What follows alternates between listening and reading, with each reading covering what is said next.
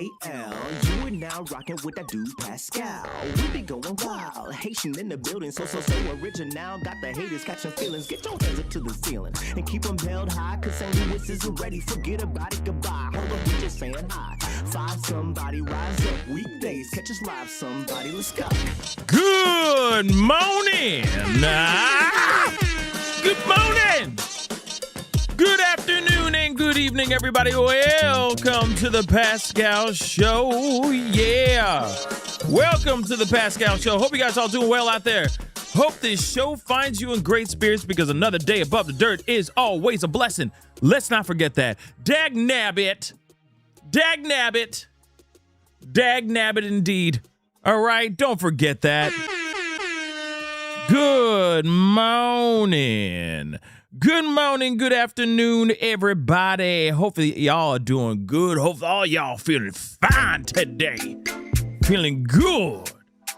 All up in the neighborhood. Or eating good. Isn't that Popeyes? Eating good in the neighborhood. Anyway, hopefully y'all doing good. Feeling good. Feeling sexy. Feeling fine as hell. Fine as hell. Feel fine as hell. Right? Welcome to the Pascal Show. Again, let me just say this again. Another day above the dirt is always a blessing. Yes.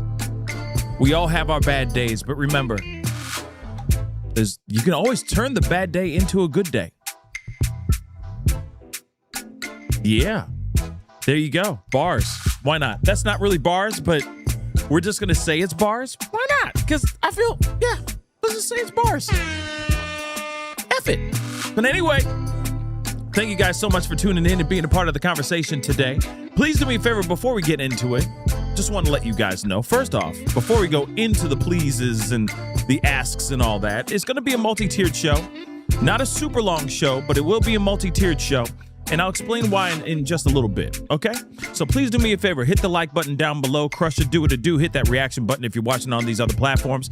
If you are watching on these other platforms like Facebook, X/Twitter, Instagram, TikTok, Rumble, Twitch, Kick, I'm on all them mother lovers. So make sure you hit that follow button, please and thank you, on all those platforms, all right?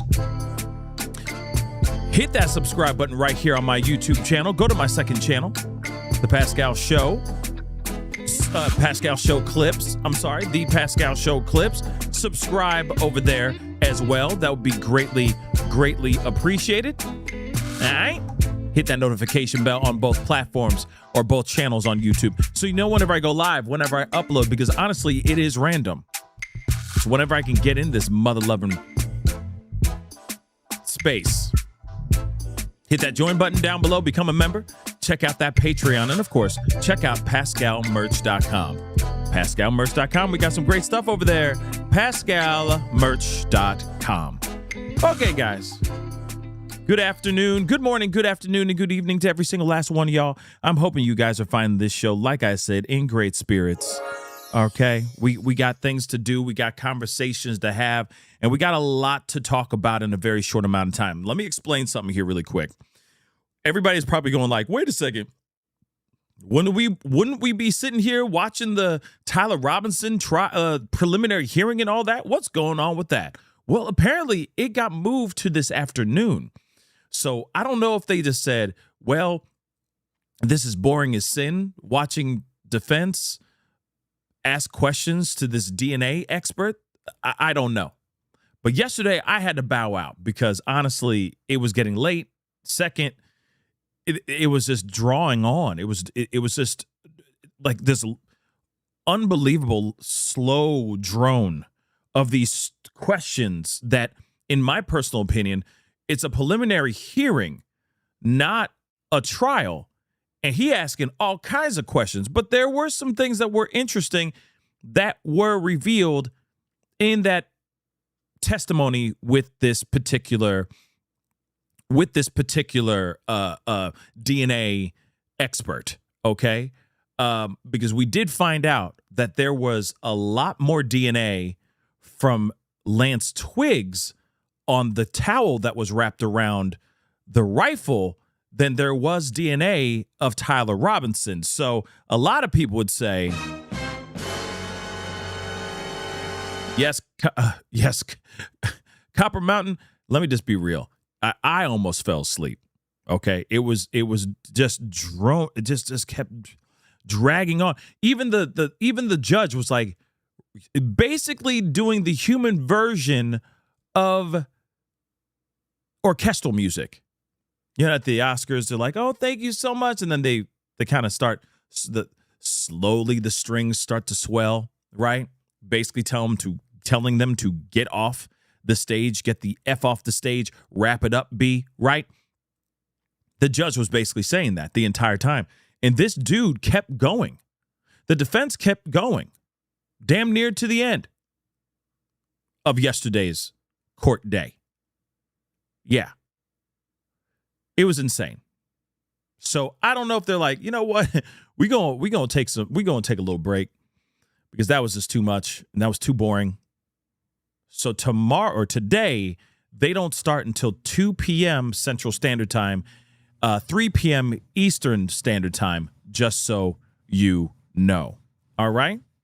But there are a few things that we're going to talk about, we're going to cover here. Like I said, we are going to be talking about everything that's going on with the House of Horrors, with the kids and everything. And I got to tell you this, every single time I have talked about this,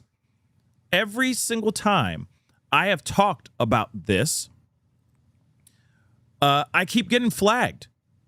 These videos keep getting flagged. Even the small YouTube shorts that I do, every time I've talked about this House of Horrors, for some odd reason, I keep getting flagged. In fact, I'm very much not even towing the line. I'm 50 yards back using code words and all that. And apparently, YouTube does not like us talking about this particular story and this particular case.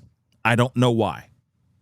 It is just what it is. Yeah, like, okay, it doesn't make any sense, but it is what it is. We're still going to talk about it because there's still a lot going on with this particular case. It's still ongoing. There's still new movements that have been happening. There's still new revelations that have been unearthed. It is absolutely insane. So we are going to continue talking about this. I'm just going to have to use a lot of code words.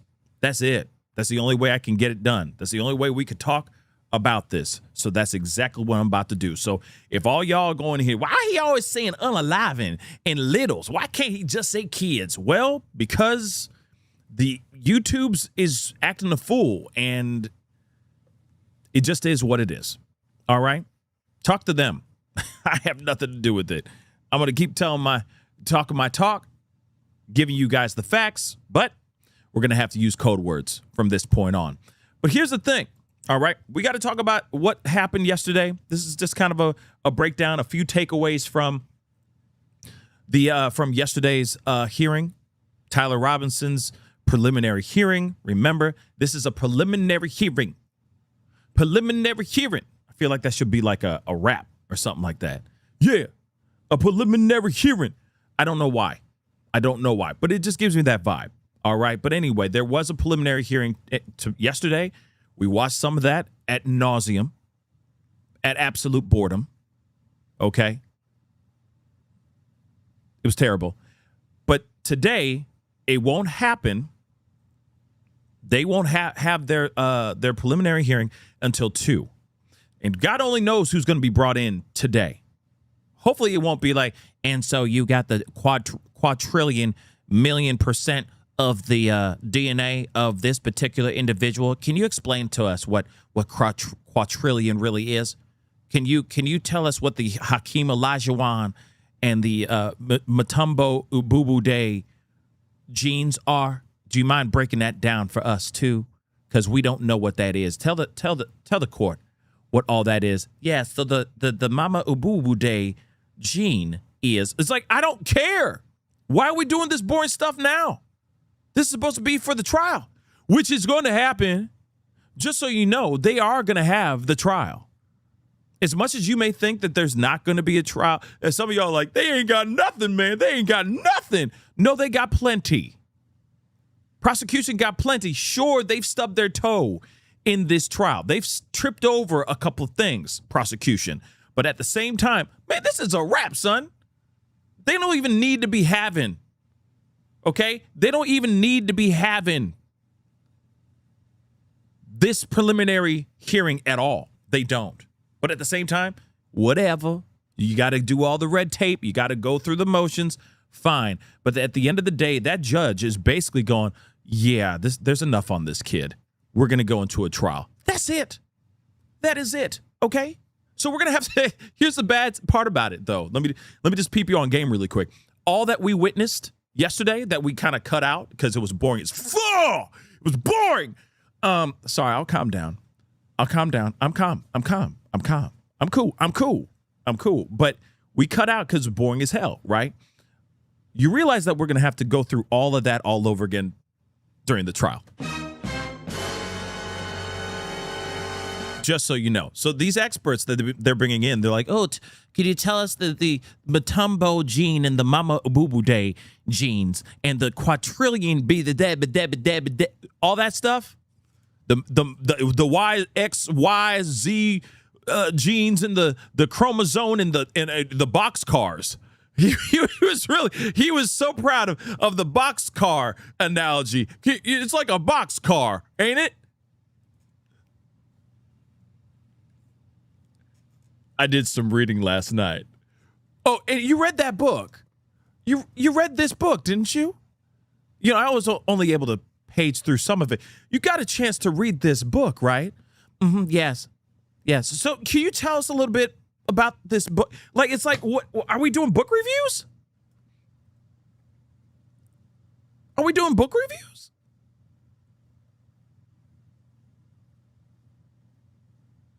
Like, what the hell?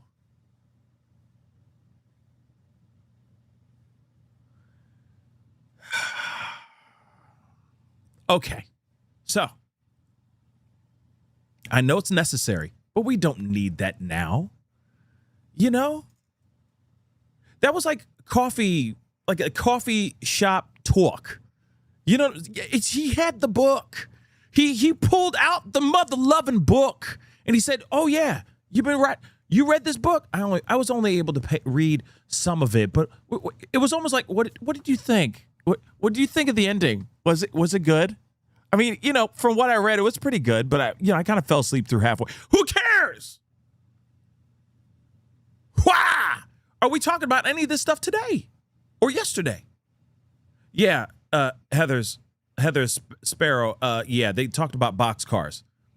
Like there's box cars that group for. I don't care. Fine. Box cars that are grouped up for like the mommy gene, and box cars, a bunch of, you know, different coding basically to the DNA that show dad and mom. And some people have more of mom than dad and vice versa. And they're all called like these groupings. They call them basically box cars. Yeah, we learned that yesterday. And this guy, that defense attorney, was real proud about it. He's like, you know, it's like box cars, right? Yeah? I'm smart. We didn't even need to know any of this crap. Zero. You could have just said, hey, was there any DNA?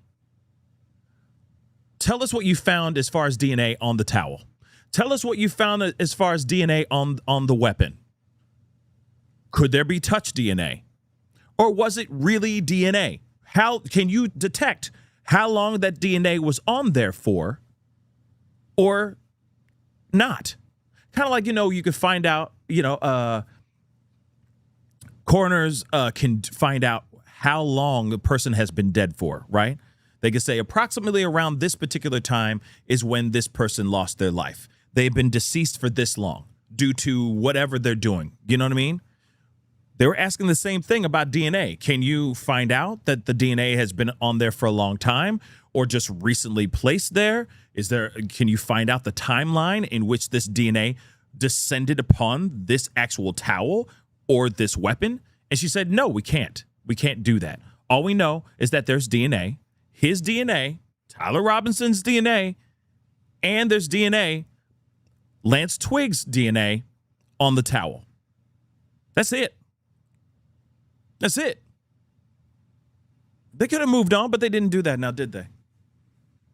They took their sweet ass time. He took his sweet ass time.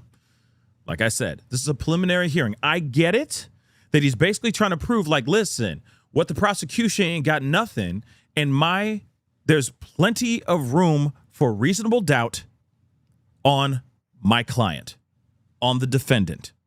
I get that. But he went through, we basically were getting put through like biology, AP biology against our will. You know what I'm saying?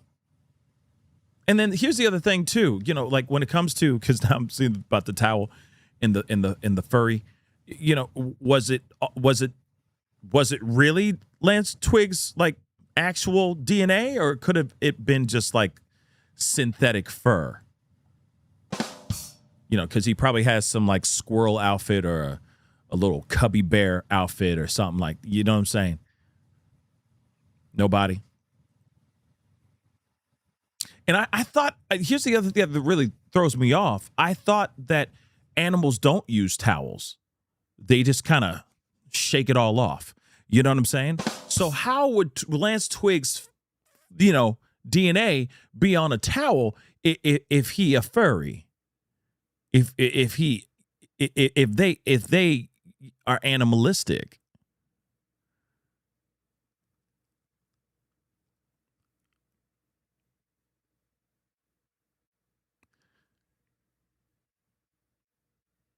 You know what I'm saying? Because, I got dogs. You know what I'm saying?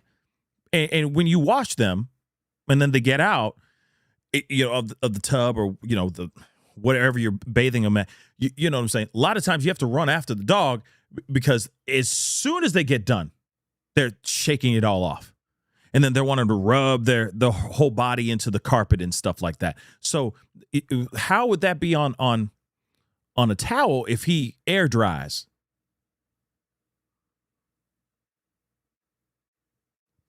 Just asking for a friend.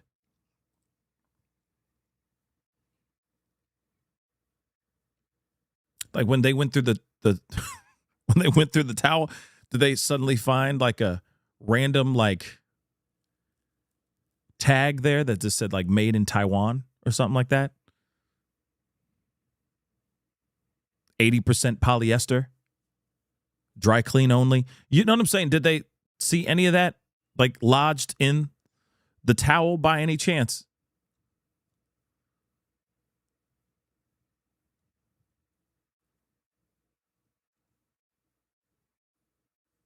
Little pieces of lint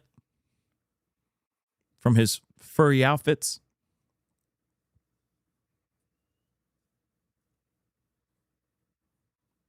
And here's the other thing.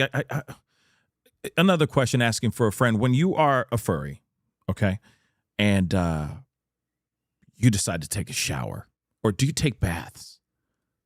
Never mind.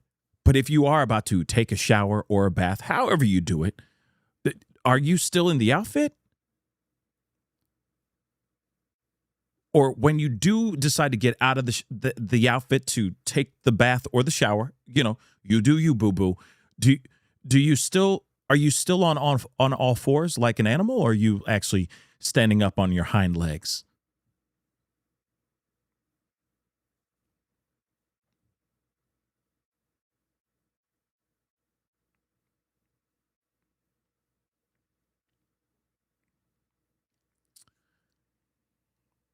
Inquiring minds would like to know.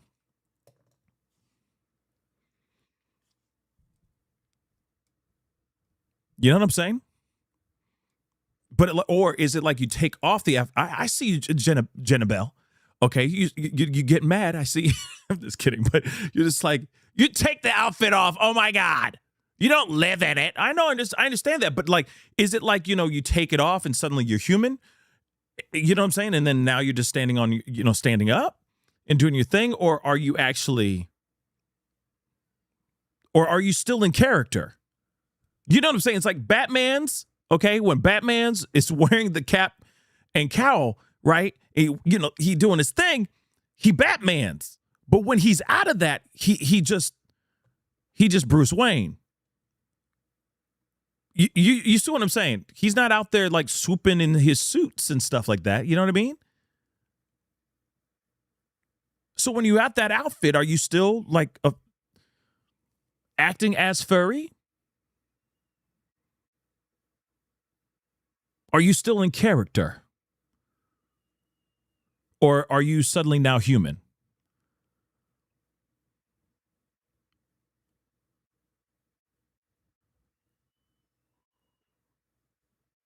I'm just asking questions. I'm sorry. Sorry. No disrespect to the furry community. I'm just asking a legitimate question. You know, Superman, when he puts the glasses on, he's Clark Kent. You know, when he puts and he rips the shirt off, he's Superman. You know what I mean? So I'm just curious, like, you know? And if he is going to testify today, this is going to be interesting. If he's going to be showing up in a suit, I will be surprised. But if he looks a little puffy, there might be something underneath that suit. Just saying. Just saying. Okay? Just saying. I'm just trying to understand. Yeah, Angela. Okay? Angela. I'm just trying to understand. That's it. No disrespect. I'm just trying to understand. So that's why I'm like, how did the DNA, it could be other DNA though. Oh, dear God. I'm just asking questions, y'all. Just asking questions. These are legitimate questions. Just legitimate questions. Exactly, Danielle. Make it make sense. Please, oh God, make it make sense. Listen, I don't care what you do if you identify as a squirrel or identify as a salt shaker. I don't care. As long as you're not out here plotting to take the life of people. How about that? Live however you want to live. As long as you're not hurting nobody, causing crimes and whatnot. You want to be a furry? Shoot, be a furry. Okay? Yes, you are an ant. Yes, you are. Okay? I see the tentacles and I see all the legs. Okay? Man, you must be super strong if you're an ant. Damn. I will roll with it. I don't care. I really don't care. But when you go out here and hurt people, that's a problem. Or if you could be a co-conspirator to that situation, I don't like you. Period. Okay? Yeah. You really had to say that, Jay Blazin? We already knew what it was all about, man. We didn't have to spell it. You had to spell it out. Jay Blazin? Can we just get over here? Jay? You're distracting. You're distracting the show. Let's get over here to this salt shaker pride. I'm sorry. It's like August is happy condiment month. You know what I'm saying? You know? I'm sorry. Nobody? I remember the day I finally told my dad. I said, yes, Dad. I am Grey Poupon. I am Grey Poupon. You know what I mean? Nobody? Okay. I'm sorry. Okay, let's y'all distracting the hell out of this is y'all fault, okay? This is all y'all fault. All right? So can we get into this? Can we? Can we now? Okay. Real quick, let me get this though. Okay, JLK. Of course you're gonna do something stupid, aren't you? I'm wondering if furries come chipped.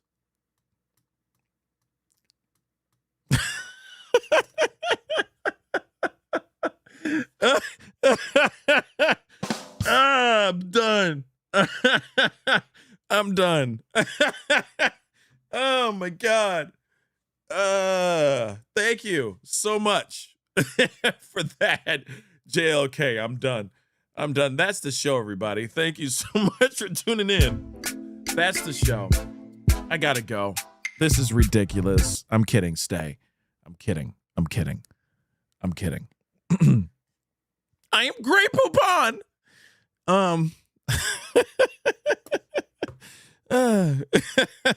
Okay.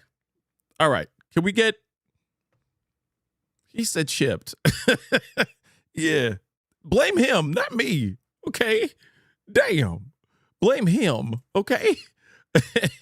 Thank you so much, Peg, for being a member for the last 14 months. I appreciate you. Thank you so much for the support. Sometimes you just gonna laugh from crying from stupid ass jokes that JLK gives. You know what I'm saying? I'm kidding. That was pretty hilarious. Anyway, it's like somebody's phone's gonna go off. Oh, there he is. You know what I'm saying? When he gets up to the stand, you know, the alarm goes off. Like, I've been looking for you so long. You know, Twiggy. You know. Okay, so can we please get over here? Yeah, Grey Poupon ain't bougie anymore. Last I checked, it's just mustard. It is straight up just mustard. Okay. It's just another, you know what I mean? But I'm telling you, one day it will be that. It'll be a coming out condiment coming out day or month, you know? Like Happy Pride Month, it'll be the same thing. Dad, I've been wanting to tell you this for a long time. I'm Grey Poupon. You know? It'd be like, I know, son. I know you're Grey Poupon. I've always known. The only thing I worry about is just you having a good, healthy life. That's all I care about. Every time I'm sorry, I can't do it. Every time I use a little mustard on a sandwich, I think of you, son. Seriously? You've known? You know what I mean? I just love you. That's all I care about. Every time that commercial comes on and that Rolls Royce pulls up and the windows go down and say, "Pardon me, sir. You have a Grey Poupon." I just get a little teary-eyed because I think of you. I'm proud of you, son.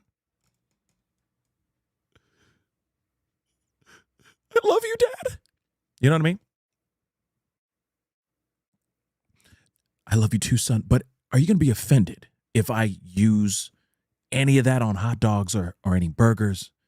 Am I like hurting you when I use it on a burger or a hot dog? No, son. No, Dad. No. You know what I mean? Yes, Kimberly, I'm just being me. I'm just being me. I got nothing else better to do but to be me. I gotta be me. You know what I mean? Ranch dressing identity. Yeah. So, all right. Oh,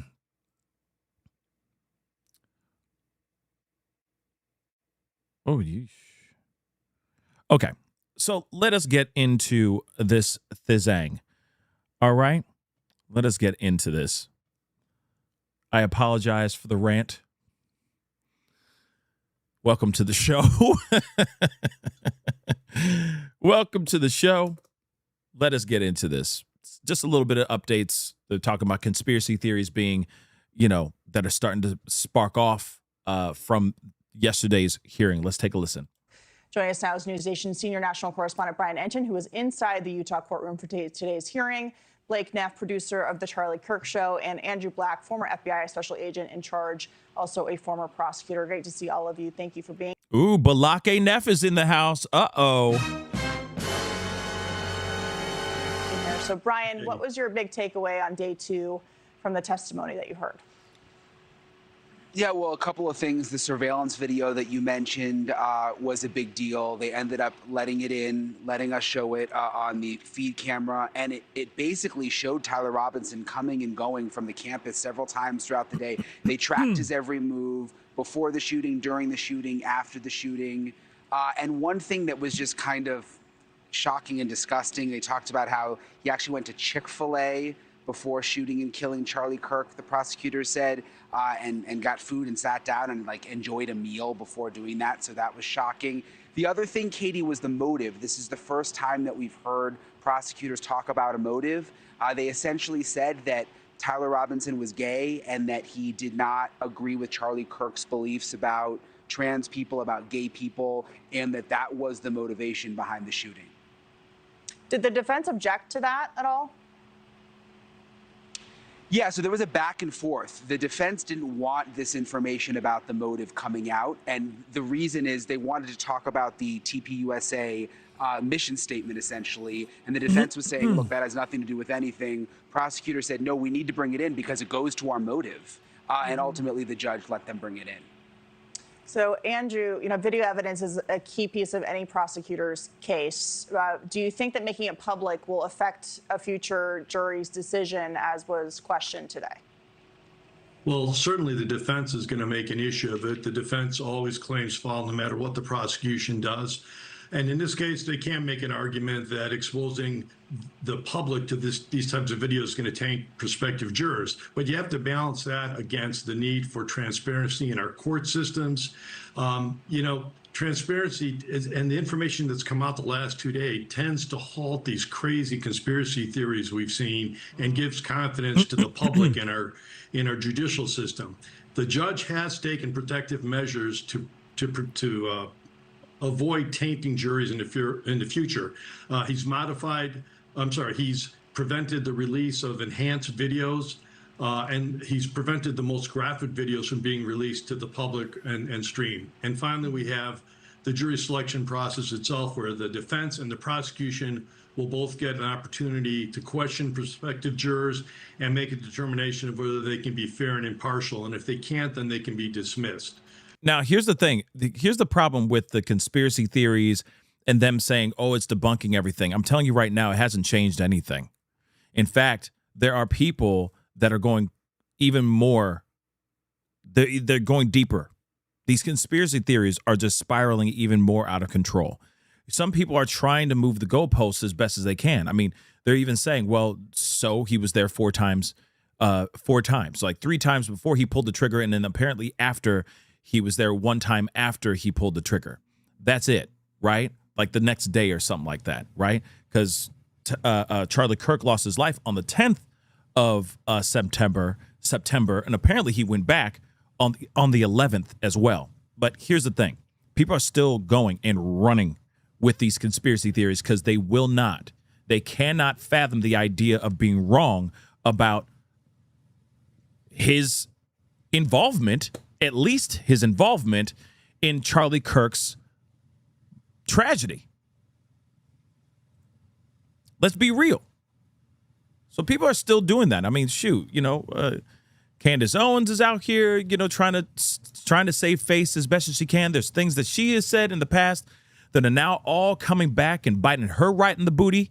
It's all bad, right? But there are people out here that are like, so, or they'll go, wait a second, his Lance Twiggs DNA was on the towel too. So, and it's like, well, that doesn't mean a damn thing except that he lived with his lover.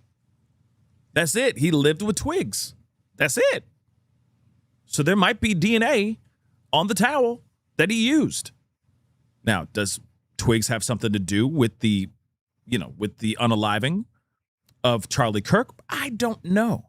Maybe, maybe not. But I feel like he would be standing trial if the FBI found out that he was doing something or had something to do with this whole thing, right? So again, people are running wild with their theories.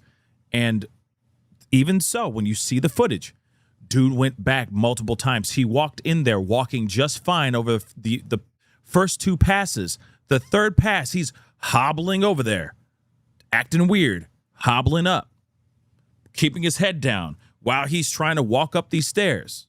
You see what I'm saying? Come on. You know what I mean? Come on. So again, like I said, people are still trying to pull something like, oh, well, he may have had an injury. That other person that jumped off the top of the roof may not have been him. Stuff like that.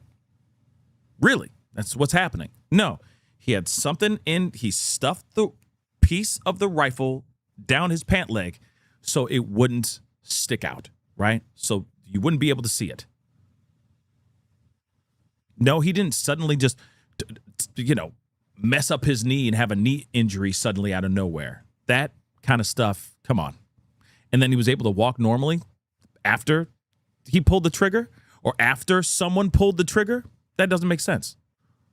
knee injury, then suddenly, miraculously, the very next day, he's doing fine.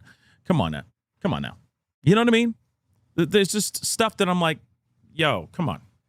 Miss me with the nonsense. But this is normal. This is normal, and we'll see complaints from the from the defense on this.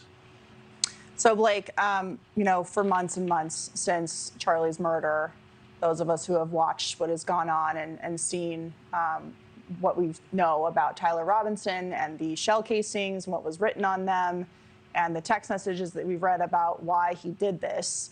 Now we're seeing that being presented as evidence in court. The prosecution read a statement from a TPUSA board member today to try and depict the motive for Kirk's killing based on his beliefs.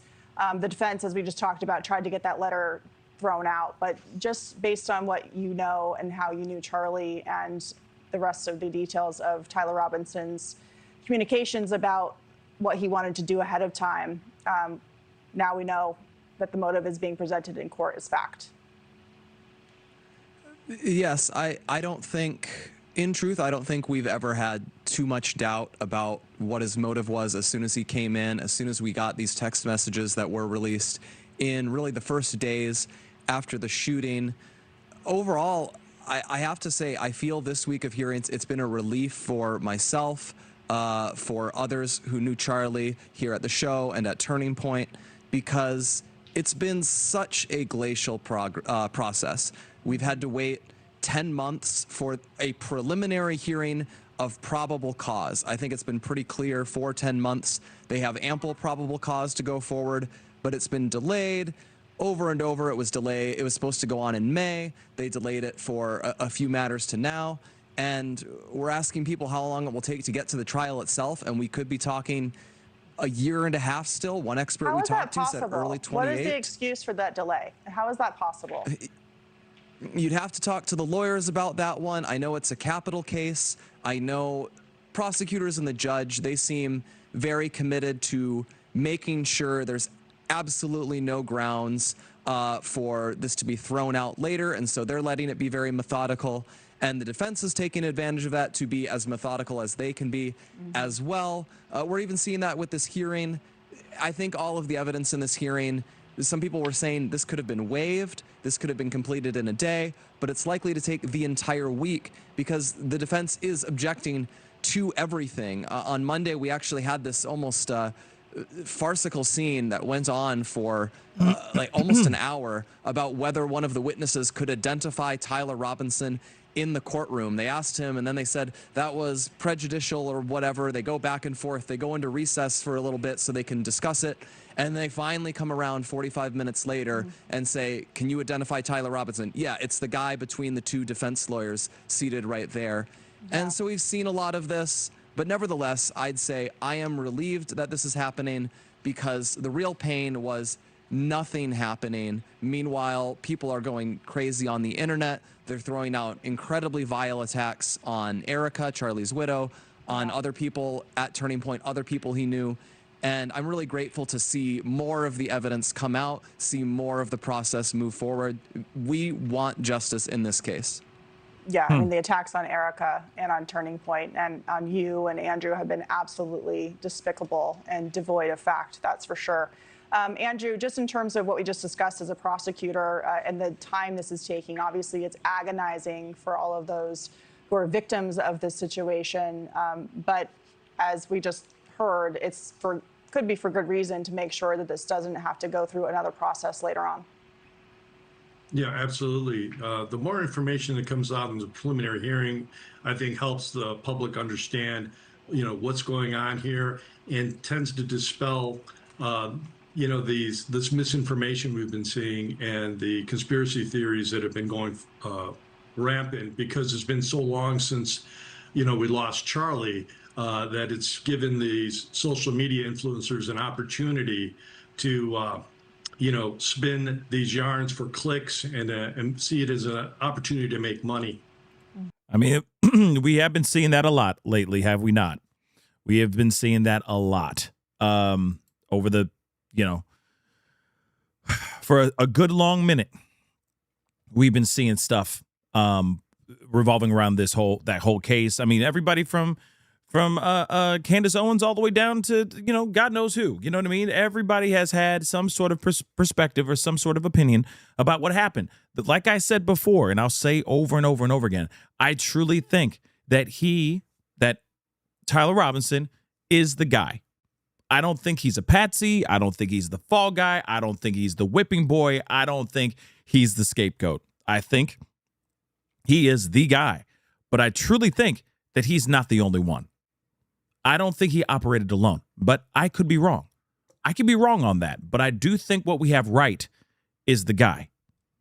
The part that bothers me, because here's the thing. It's the guy, guys. The reason why I say this is because he turned himself in.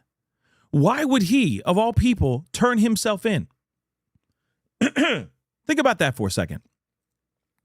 Why would he, of all people, go out of his way to turn his own ass in if he had nothing to do with this? Think about that. If he had nothing to do with this, why would he turn himself in for the possibility of meeting Mr. Sparky at the end of this trial? Why? I feel like it's the most asinine thing ever. It just does not make any sense that this guy would go, yeah, I'll lay down on the line for whoever it is that I'm laying down on the line for, unless he's doing it for Mr. Twiggs, unless he's doing it for his love Al, and Twiggs has something to do with it, and it has nothing to do with Tyler. Okay, but real talk, I just don't see it. I personally just do not see it. All right. So again, for them to suddenly have, for them to suddenly say, oh yeah, he didn't do it. It just doesn't make sense. Why would he turn himself in? Why would mama and papa turn their own kid in? If they didn't truly find out from him, from his own mouth, if he did not confess to the family. You see what I'm saying? It is pretty insane to me that he is going with the whole not guilty route when he is also the one that confessed to his family, confessed to the pastor, the family with the pastor, also former cop, called cops, set up a rendezvous, set up for him to walk into the precinct without any issues so that he wouldn't lose his life. Why would he suddenly say out of nowhere, not guilty, when he guilty as hell, when he's already said that he did it? And they set everything up just so that they can be in that precinct without any issues. You see what I'm saying? It just doesn't make sense. Now, Jamie, you're right. That is his right to plead not guilty. But if you are admitting guilt before you turn yourself in, and then suddenly out of nowhere you're going, oh no, I'm not guilty. It's like, wait a second. Now you're going to go for a Hail Mary. You're basically doing a Hail Mary. Remember, he turned himself in. He turned himself in, and then suddenly out of nowhere, now he's saying, oh, I'm not guilty. To me, that just does not make any earthly sense. I believe 5-0 have the guy. He walked in. He turned himself in. There is enough evidence to show that he did this. They're going to go to trial, and he's going to be found guilty. That's it.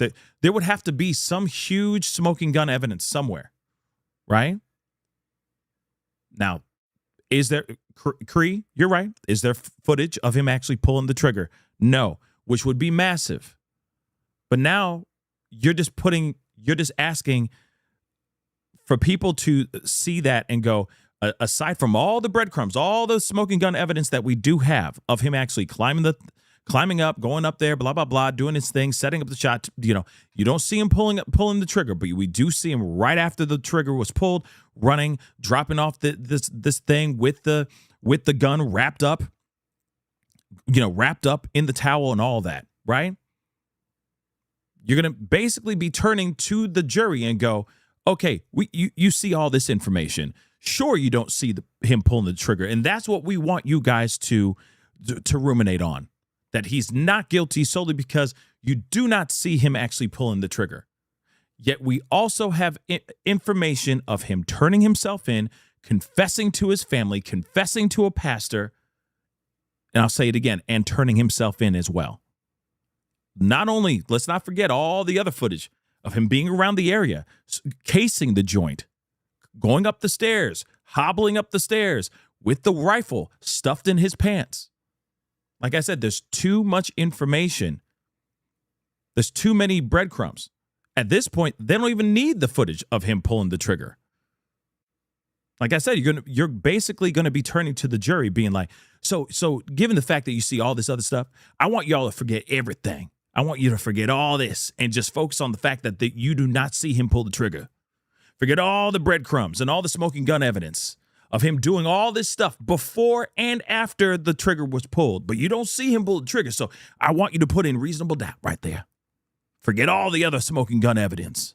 And just remember, you didn't see him pull the trigger. That is a Hail Mary. That is a shot in the dark. Okay? So we'll see. We'll see when it does go to trial. But for right now, he ain't got a fighting chance, in my personal opinion. But I know that there's other people out here that will sit there and say, hey, there's enough evidence out there to show that he didn't do it. I think he did it. I just don't think he operated alone. Here's the other thing. Okay, we got to get into the main topic, okay? The main topic of the day. All right, we got to talk about all this, and I'm going to give you fair freaking warning. I am going to be doing a lot of code words up in this mug, okay? But we have got to get into this house filled with 16 littles, unbelievable, found in unbelievable conditions, unimaginable conditions. But now we're getting some more information, some new pieces of information. There's a few things I wanted to wrap with you guys about because it is really bothering me. Okay, I talked about this in a video, but then it got like kind of it got hidden from you guys.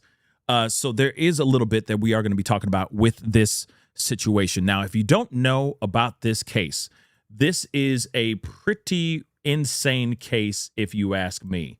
You have 4 individuals, 4 adults that were living in this house with 16 other littles that were found in a 12 by 12 room, living in deplorable conditions. Some of these kids were rushed to the hospital.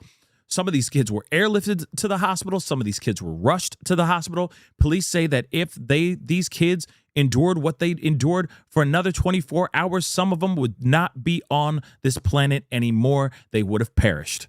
It's absolutely insane. You are looking at the Siders family, okay? Let's talk about the, grandpa and grandma, all right? You got Gary Siders Jr., or Gary Siders Sr., I'm sorry, and you have Christina Siders, but she goes by Lynn. So Lynn Siders. Then you have the 2 parents, the 2 alleged parents of all 16 kids that were found inside that 12 by 12 room. You have Gary Siders Jr., which of course is the son of Gary Siders Sr., and his wife, Elizabeth Siders, all the way over to the far right of the screen.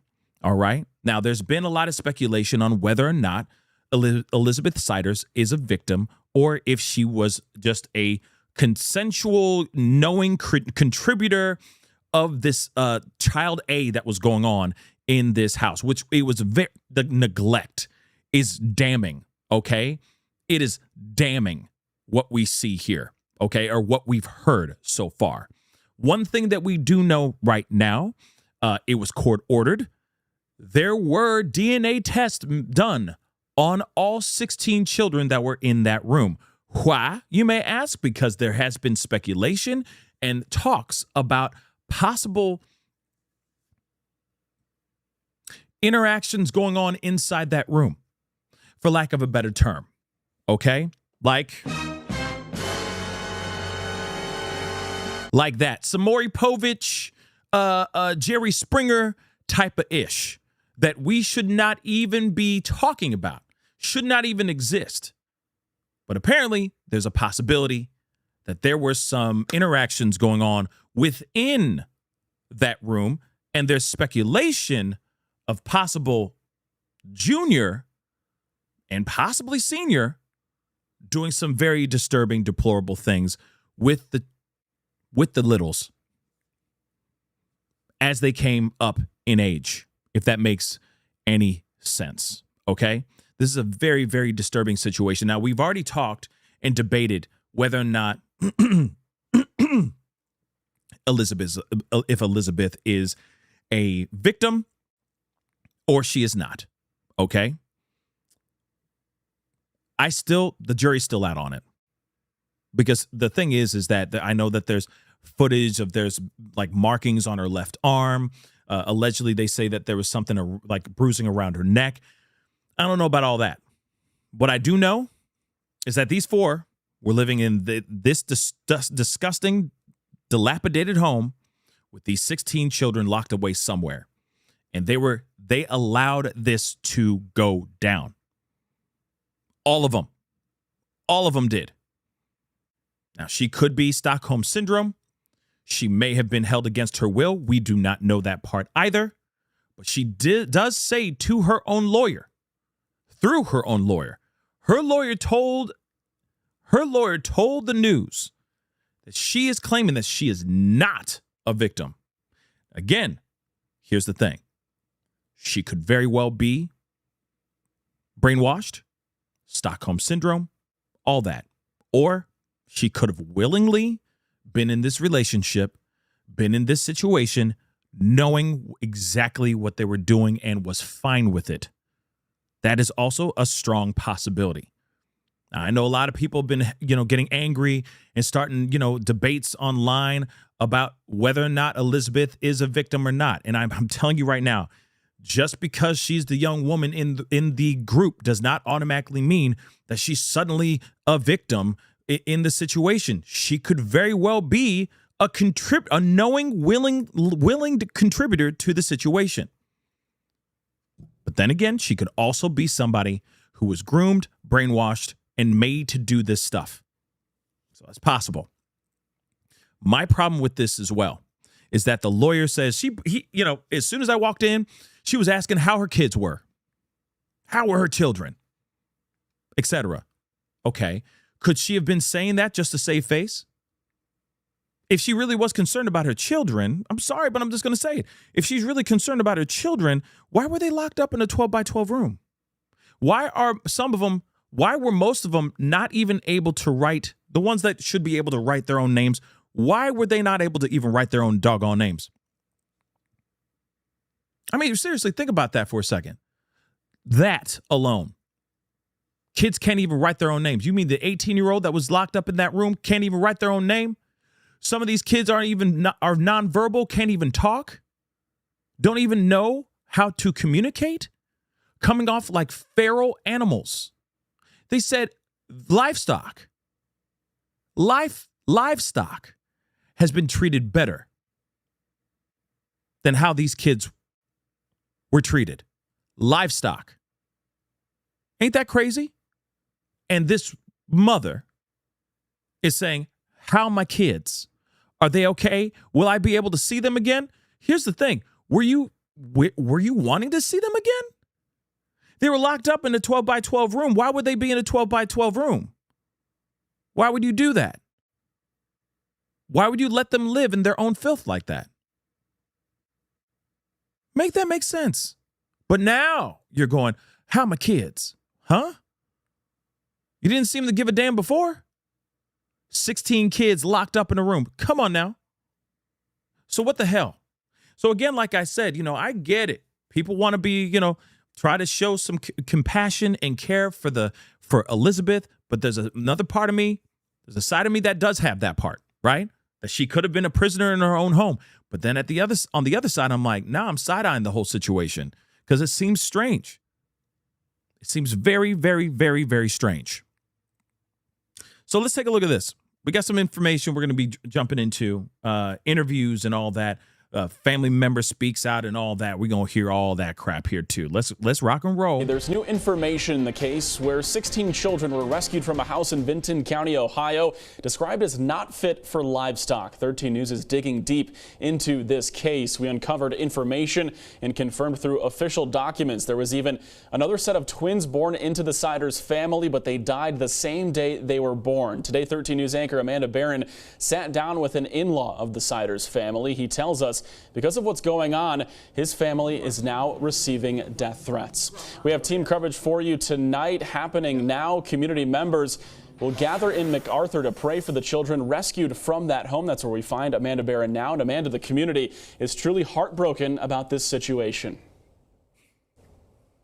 And at this point, Jackson, they say all they can do is pray for those children as they wait and wonder how things will turn out for them. You know, 6 days ago, they didn't even know in many cases all of these 16 children existed. But tonight they're gathering here at the MacArthur Free Will Baptist Church. That's where the community is coming together. They say it's just simply something they can do in the meantime while they wait to hear their condition and just wonder how they're doing after being removed from a situation that investigators have called deplorable. They say that home in Hampden Township was not fit for livestock and certainly not fit for young children who they described as feral. I had a chance to talk with Ronnie Fletcher today. He married into the Siders family, and he said 2 decades ago it was just your typical American family. He married one of the 3 sisters and says that the girls had a normal upbringing, and he's heartbroken to see what's happening now. He also says as a result of all of this, his family is facing violent death threats. I mean, they was a typical American family, you know what I mean? Yeah, getting by. You know, they didn't have tons of money or nothing like that, but, you know, they always had a clean home, you know what I mean? The kids always went to school. I mean, you know what I mean? Like, they had beautiful daughters. I mean, you know what I mean? Like, I don't know what else to say about it, you know what I mean? Okay, so hold on. I gotta roll that back. Okay, hold on. His family is facing violent death threats. I mean, they was a typical American family, you know what I mean? Typical American family. Let's just stop right there. First and foremost, let me just say this real quick. Here's the thing. Typical American family is a very, people like to throw that around. Okay? People like to throw that around. People really like to throw that around. Typical American family. Typical American family is not like what we saw or what we're hearing about these 16 littles. That doesn't make any sense. Typical American family does not mean windows actually being busted out and, no functioning features on a house that people are living in. Typical American family is not trash and dirt and disgusting, looking like the house looking like a garbage dump. That's not typical American family. Now, let me just say this, okay? Let me just say this really quick. I can understand that, okay, maybe you have people, because there's people who are hoarders. There's a lot of typical American families that are hoarders. There are. And it gets pretty out of control sometimes. You know, you go to a place and at first it's like, oh, okay, it's not that bad. But then you over time, over the years, you go over there and it gets more and more. The boxes start stacking up. Things start getting more and more condensed. You suddenly are seeing like a pathway to get to the bathroom, a pathway to get to the kitchen, so on and so forth, right? And it's very, very interesting when you hear about that, right? And actually, wait. Gary, I think it's Gary. Hopefully I'm saying that correct. Okay. Pascal, where was the mother of the 16 when they were located in the house when the police arrived? I don't know. That's a good question. I don't know. Maybe she was inside the room. I don't know. That's one thing that has not been, that's one thing that they have not confirmed. They have not put out yet, just so you know. So I'm very interested about that. But let's talk about this really quick, okay? So when it comes to hoarding, right? It always starts somewhere. It starts with a box. It starts with a couple boxes. Then those couple boxes turn into many boxes or clothes or bags or whatever. And it just starts stacking up and up and up to the point where, like I was saying before, you're walking through paths. You got very skinny pathways to get to certain areas in the house and all that, right? This house, I don't know what this house looked like before they moved into it 4 years ago. This house could have been pristine, beautiful, in great shape, gorgeous, mwah, chef's kiss. Don't know. What we do know is how it turned out.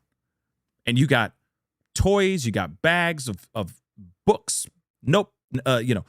various knickknacks, all trash, basically waste, stacked up in a house.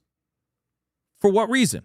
Now, there may have been a little bit of hoarding when they were considered a typical American family back in the day, but things went out of whack when apparently Gary Sr. got sick.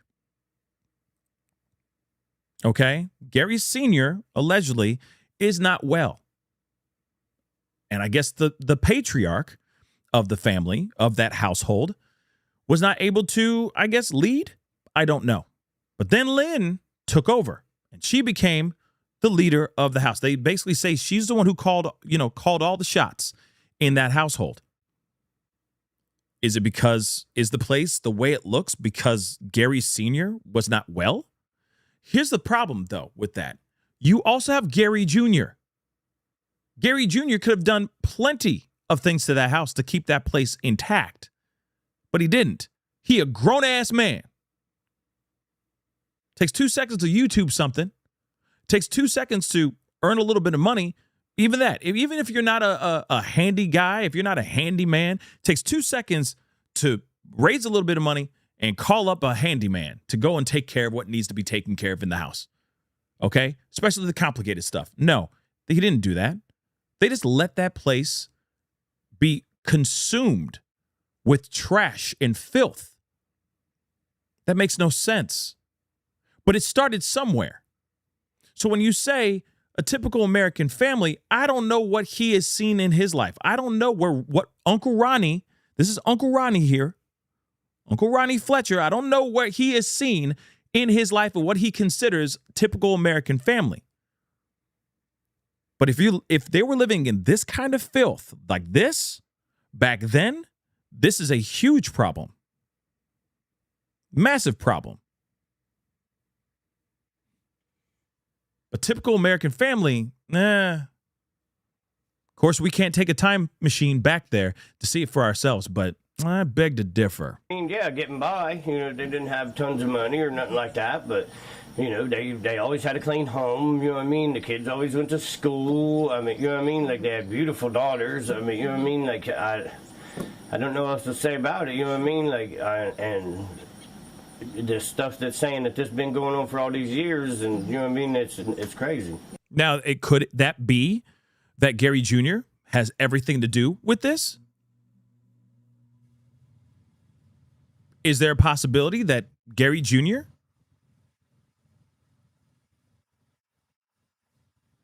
has something to do with why this place was so deplorable?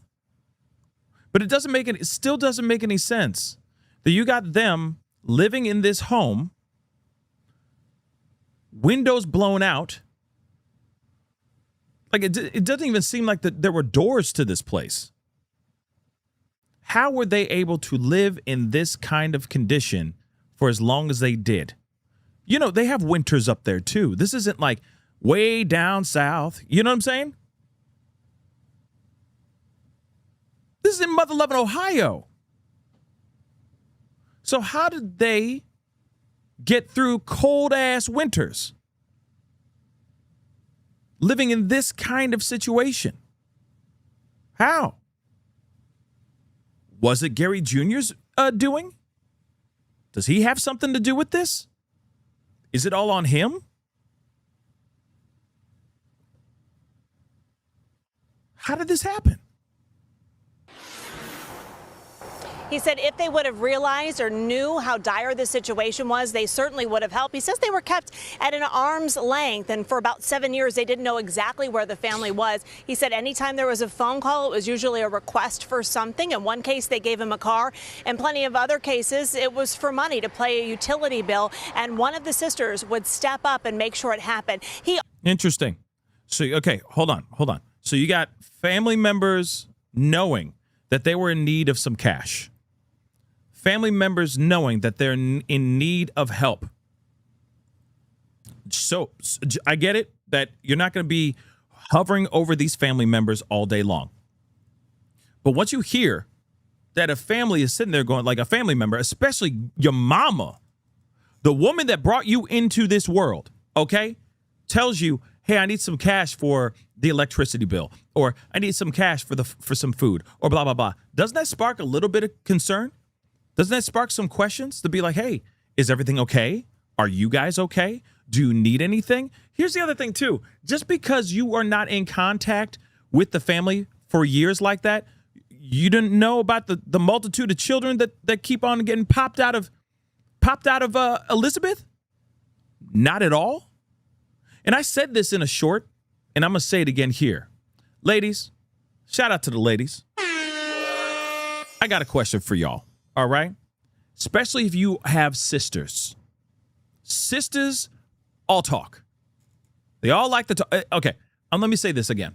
Let me reiterate this by saying family members, sisters that talk to each other, because I get it. There are family members that don't even bother talking to each other at all. Okay, don't even get to bless each other with their presence every so often for a family event or the holidays or whatever. But there are girls that are, especially sisters that grow up together, right? They're all sitting there having conversations with each other in the group chat or in the phone call, okay? And they're gossiping. Sorry to say it, but it's true.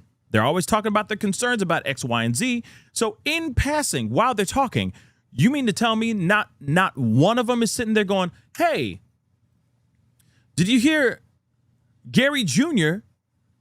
just had another baby? And they're going, damn, another one? Word? That's a whole lot of, how many kids? Wasn't she just pregnant 5 seconds ago?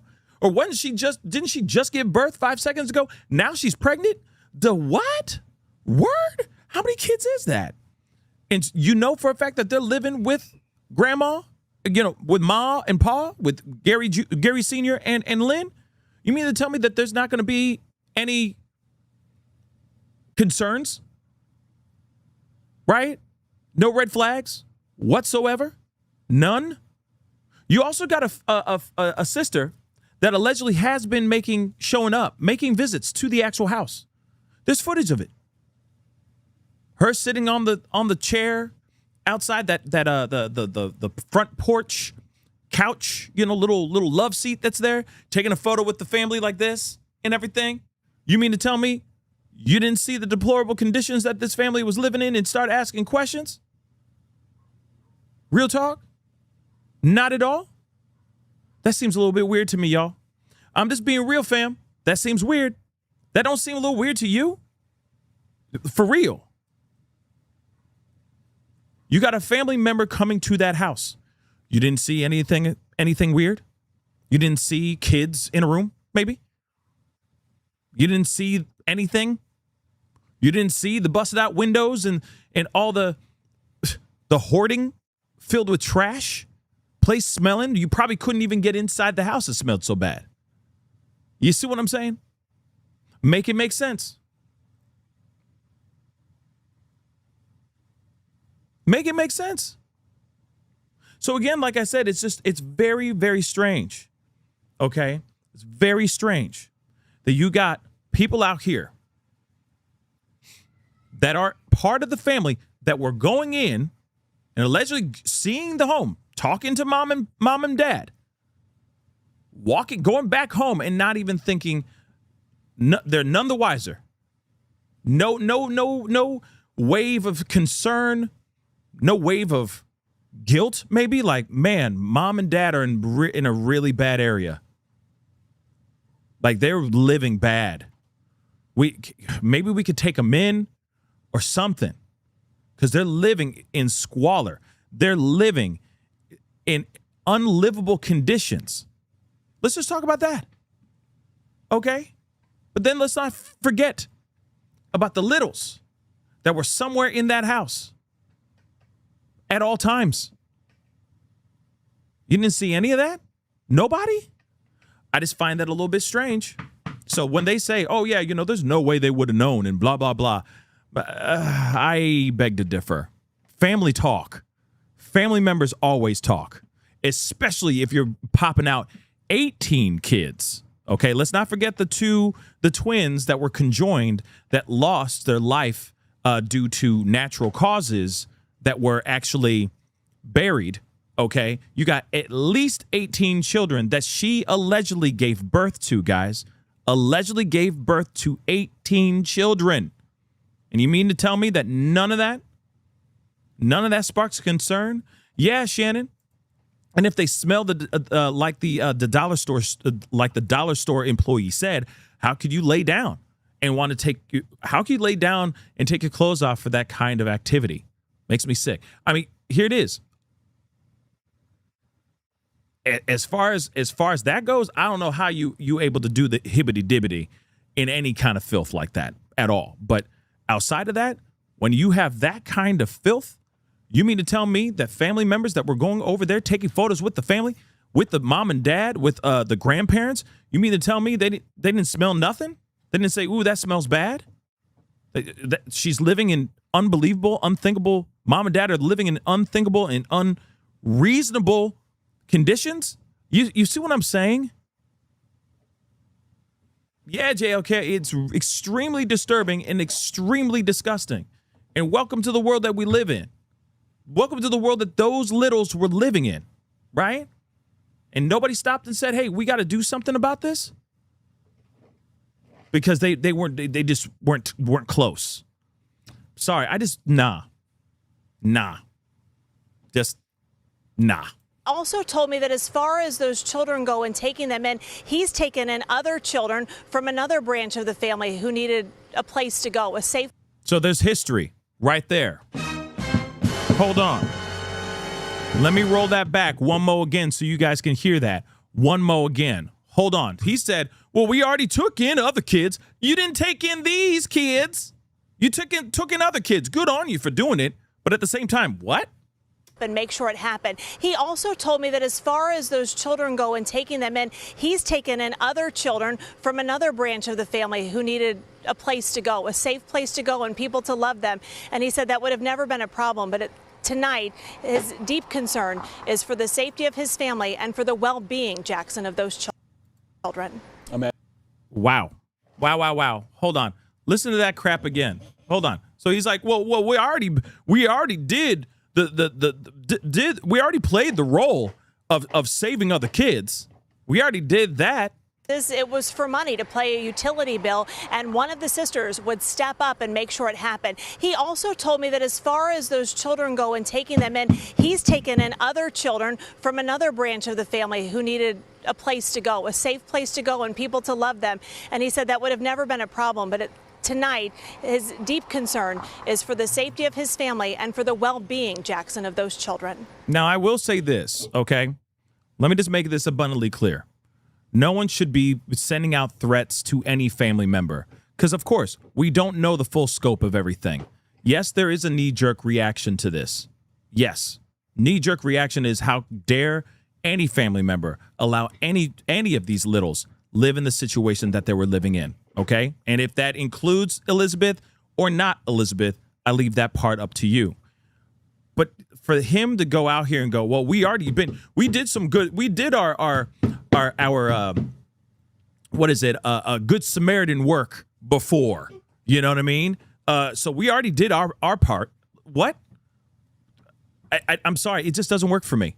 Just because you've taken in some other littles before does not change the fact that these littles needed help right now or years ago, to be completely honest. Okay. So that's just crazy. All right. But let us continue here. Sorry. It's kind of like I don't know. It bothers me. Let's continue. Amanda, thank you for that report tonight. We turn now to Sarah Davis, who is live outside of the Siders house in Vinton County with more on the previous addresses of the family. Sarah, what can you tell us tonight? Well, Jackson, we know the Omer Street location in Hamden is the last known location of the Siders family, but documents from the Ohio Vital Statistics show that the younger couple has at least moved 3 times in the last 18 years. They've moved 3 different times in the last 18 years. 3 times in the last 18 years. Okay? That's not a whole lot of moving, but it's still some moving, right?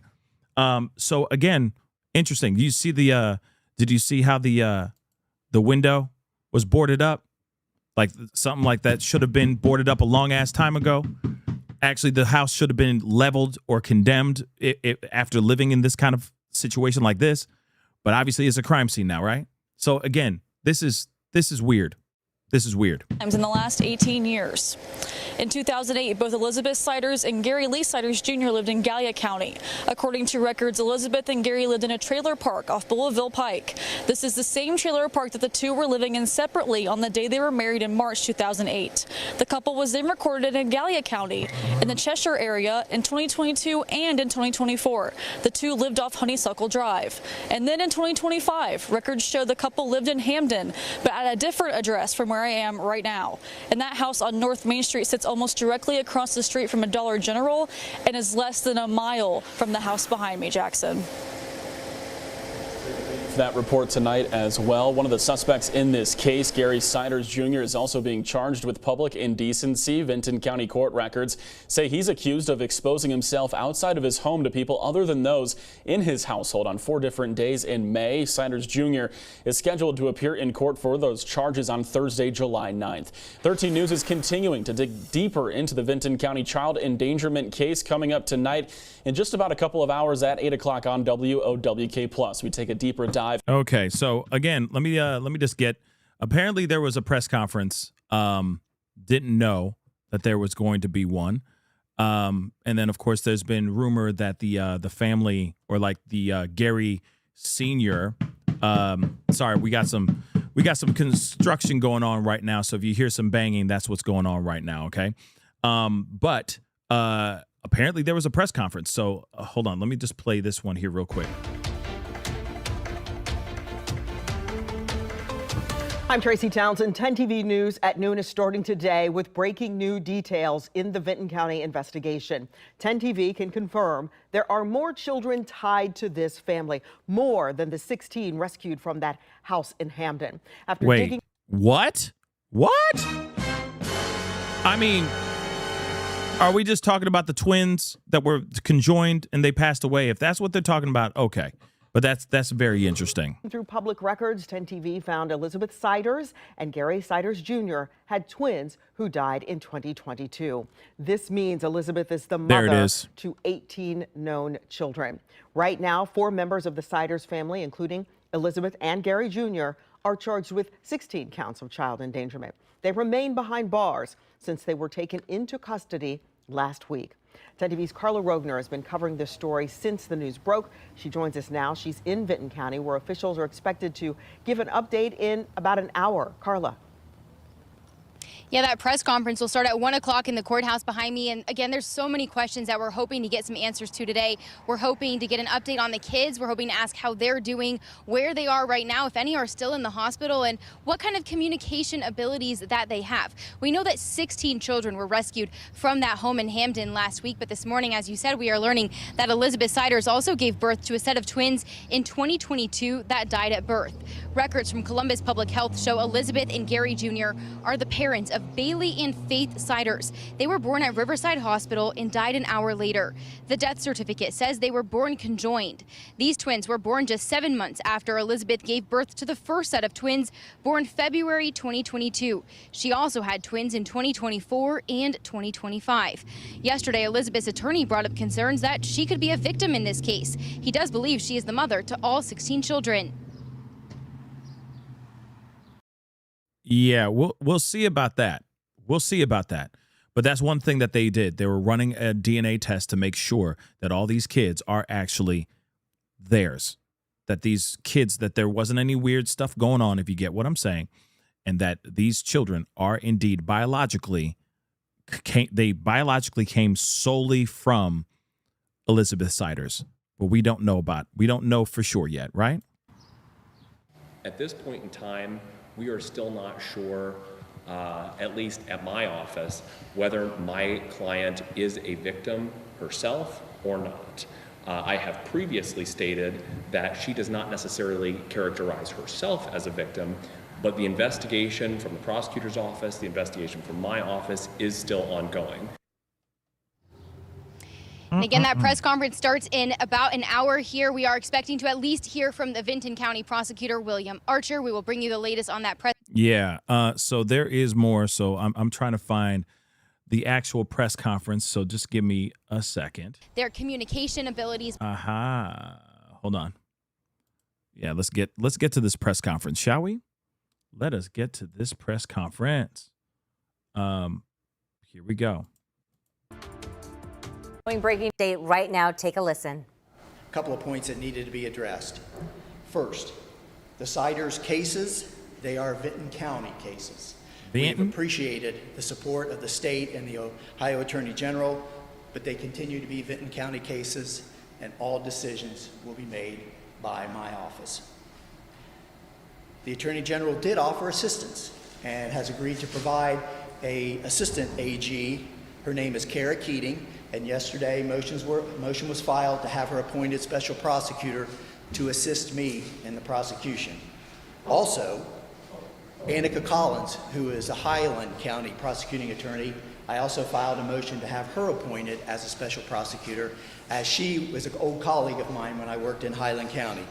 Both of these women are outstanding prosecutors with extensive experience in child cases, and they will do nothing but help our team progress through these cases. The other thing finally on that point is, for the taxpayers, these special prosecutors come at no cost to Vinton County. They've either volunteered or they're being paid by their respective offices. Point number 2, I think most of you are aware now that Gary Siders Sr., the older Gary Siders, was provided with a bond today, an OR bond. Let me explain the circumstances around that. Whoa. Yes, guys, Gary Siders Sr. has reportedly been released from jail, but he's been transferred to a specialized medical facility where he can receive treatment for a serious health condition. So maybe the conditions that he was in during the inside that jail just don't have what they need for him. But again, like I said, he was having some serious mental health issues and other physical ailments apparently, and now he has been bailed out. So, but they're saying that they don't even know if he's competent to stand trial for this situation, just so you guys know. But let's continue. First, let me stress, the community is not at risk because of this bond. Yesterday, as you all know, the cases were scheduled for preliminary hearing. During the transport, Mr. Siders fell and had a medical issue that required treatment and assessment.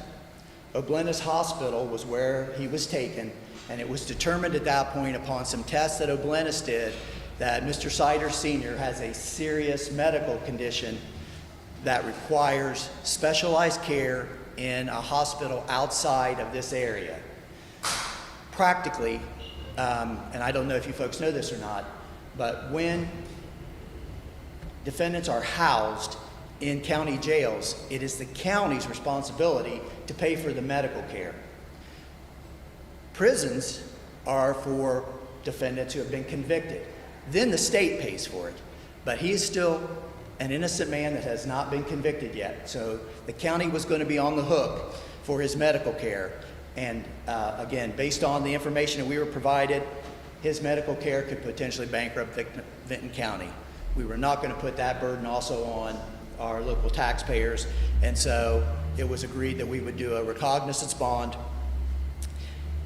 so he could get the medical treatment that the doctors say he needs, and won't cost the county that money. If he's released from the hospital, he will then be equipped with a GPS monitor.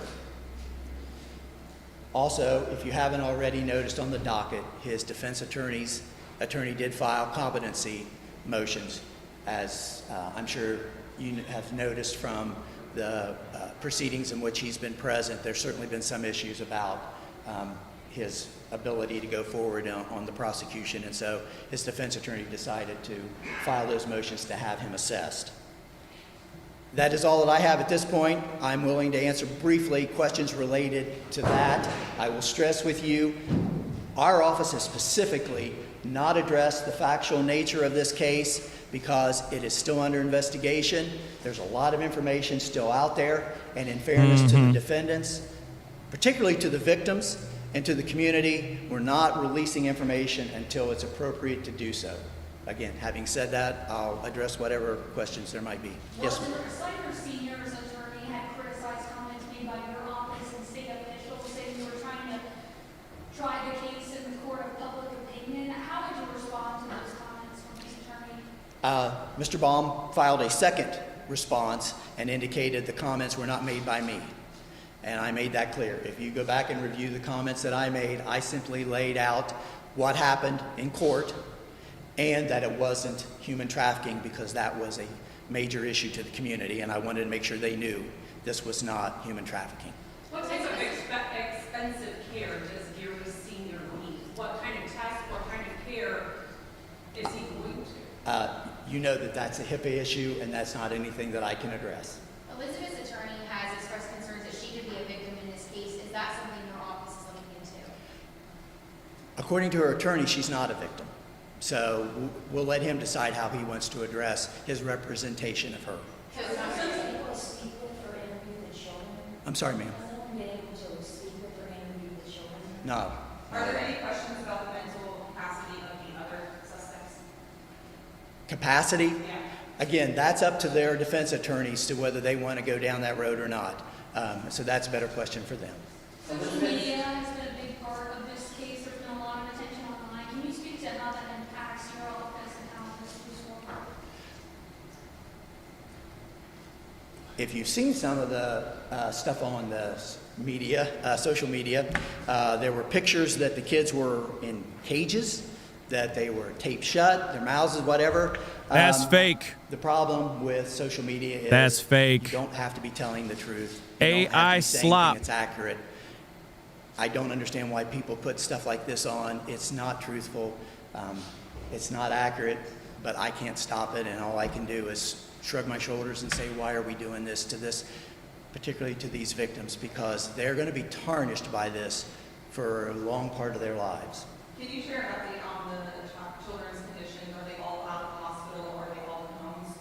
I can't answer that specifically, but I will tell you that they are all safe and being cared for. Is there any evidence that Elizabeth Slider may have had more than 16 children in her lifetime?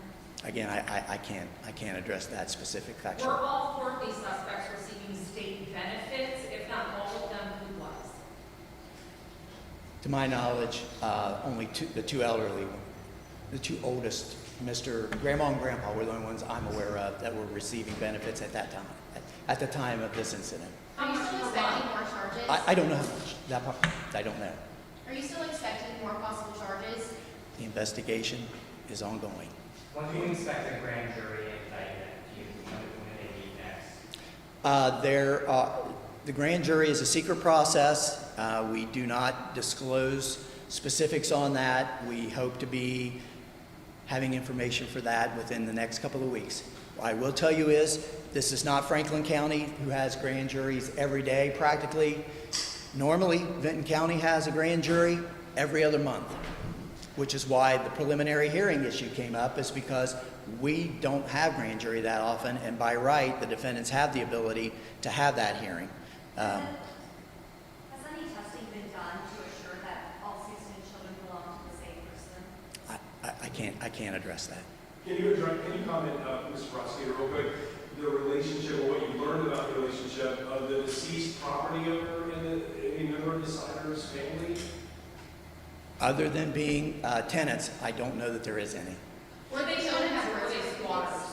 Wait a minute. Oh, sorry. Go ahead. Were they tenants? Were they My understanding, they were paying rent, yes. Did the children have birth certificates? Paying rent. I don't know that we have all of their birth certificates. Let me answer that. That's interesting. They don't have, he says, I don't think we have all of their birth certificates. That's a big deal. They could, that's the thing. They say that, there's been pieces of information basically saying that these kids were born in various hospitals, but we haven't heard any confirmation, full confirmation of that. There's still the possibility that some of these kids could have been birthed inside that house or in other houses. You see what I'm saying? So crazy. Were they all registered with the state? Again, a little bit beyond what I can tell. I answered you what I know at this point. Gary Sanders Jr. will be in court tomorrow for unrelated charges. He will not. His defense attorney is on vacation and has filed to continue. So if you were planning on coming, I'll save you your time. That has been continued. I don't know what the new date is. Check with county court, but it is not happening tomorrow. Was that the parallel investigation that brought investigation? I can't answer that. Do we know if anyone in the family was working, how his family got any income?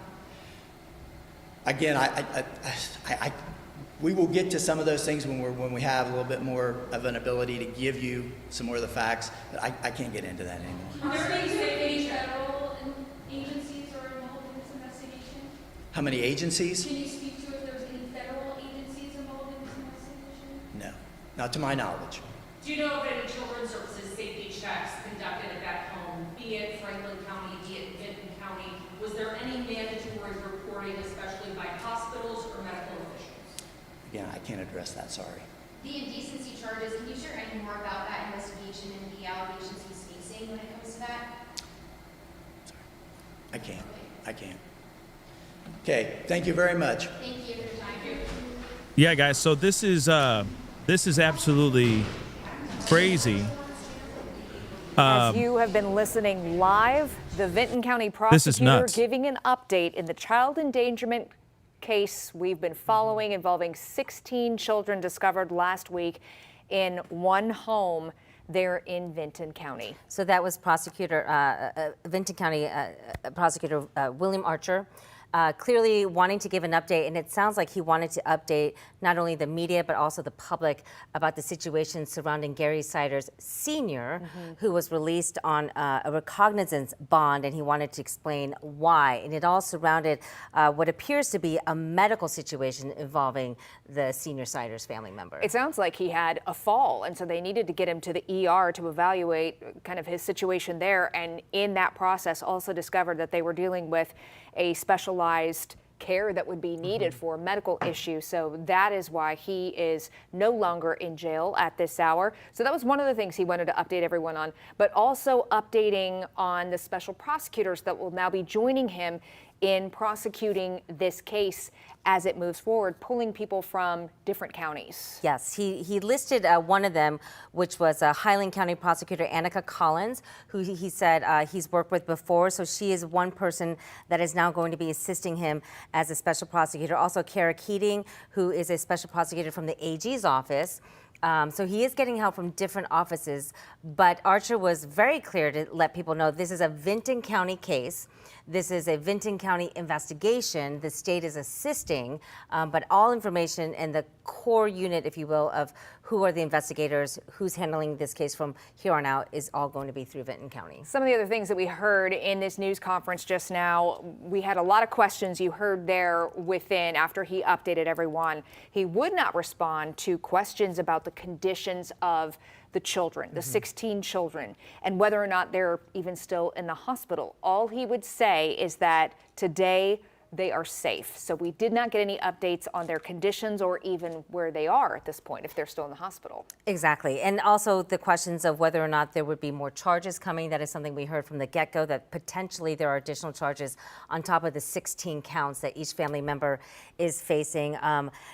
All Archer would say is that that investigation is ongoing. Let's take a look at how we got here. June 30th, law enforcement executed a search warrant at the home on Omer Street, and that's where rescuers discovered the 16 children in, quote, deplorable conditions. living in a 12 by 12 room, and the children's ages ranged from 18 months to 18 years. 2 of the children were flown to hospitals that same day. That's when 4 family members, Gary Siders Sr., Gary Siders Jr., Christina Siders, and Elizabeth Siders, were arrested and initially charged with child endangerment. The 4 family members have all pleaded not guilty, and a judge set their bond at $300,000 each.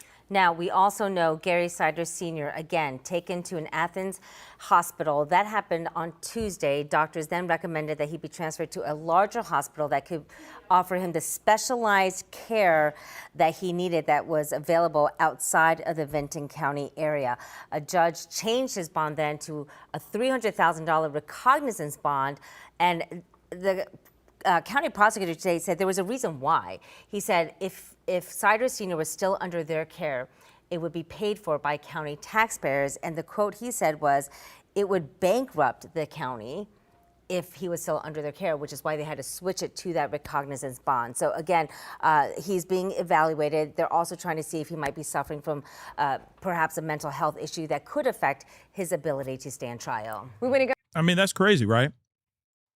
That he may not be able to actually stand trial for this situation because he may not be mentally competent. He may not be competent for this. And you know what? They both don't look good. Okay, I agree with Cookie Crunch. I agree that grandma and grandpa do not look like they're really in good shape. So, and of course, so the question kind of remains, they say that Lynn was the ringleader, right? She's the one who was like the matriarch of the family, of the house. But at the same time, though, what are the chances of Gary Jr. actually being the one who runs the house? And how the conditions of the house are is because of his doing.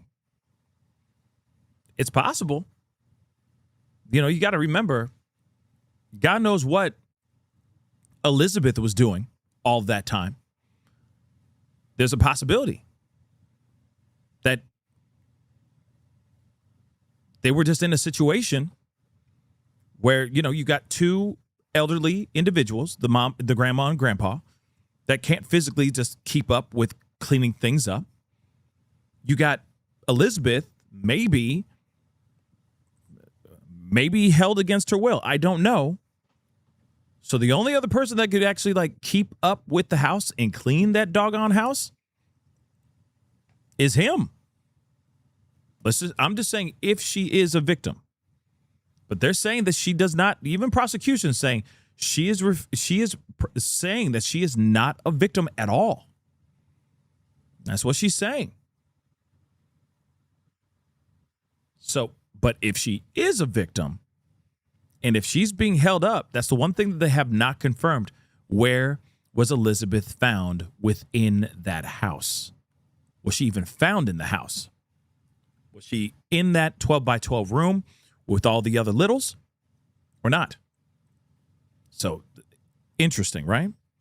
But let me let them say more. Now live to 10 TV reporter Carla Rogner, who joins us live outside of the courthouse. Carla, you were there inside. We heard you asking questions and pressing for answers in this case. Tell us your big takeaways from today. Yeah, well, I will tell you there are still so many questions that we have about this case and what these children might have endured. This courtroom here was packed with news media from Columbus, West Virginia, Cincinnati. There's been so much interest in this case from the internet, even from all across the country. Now, the prosecutor said, his name is William Archer. He's the Vinton County prosecutor.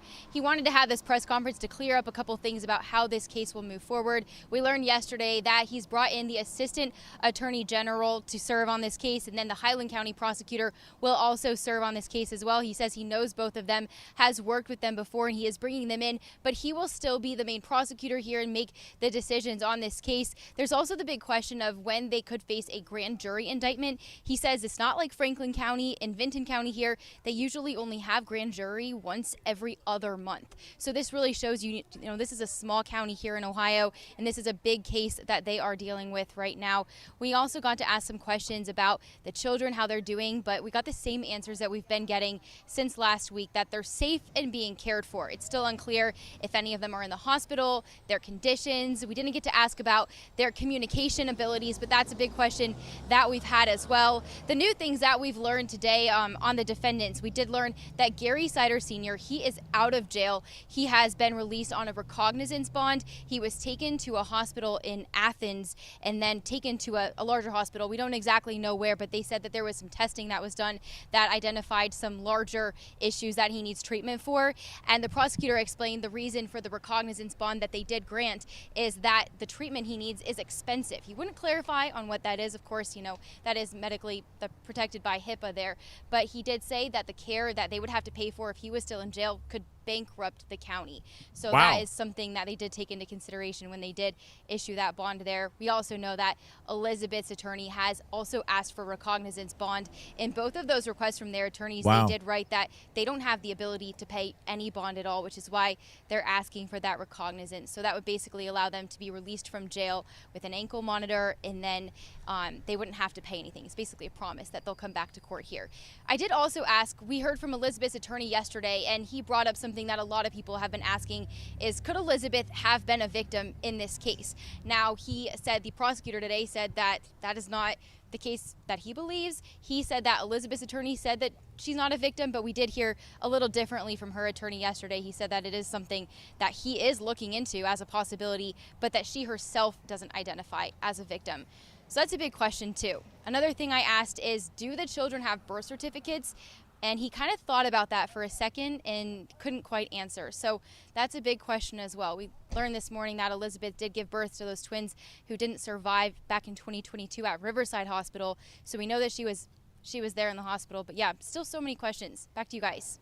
Yeah, Carla, that was a pretty powerful moment when you asked that question. We heard your voice very specifically asking if there are birth certificates for all of the children. He paused for quite a bit of time.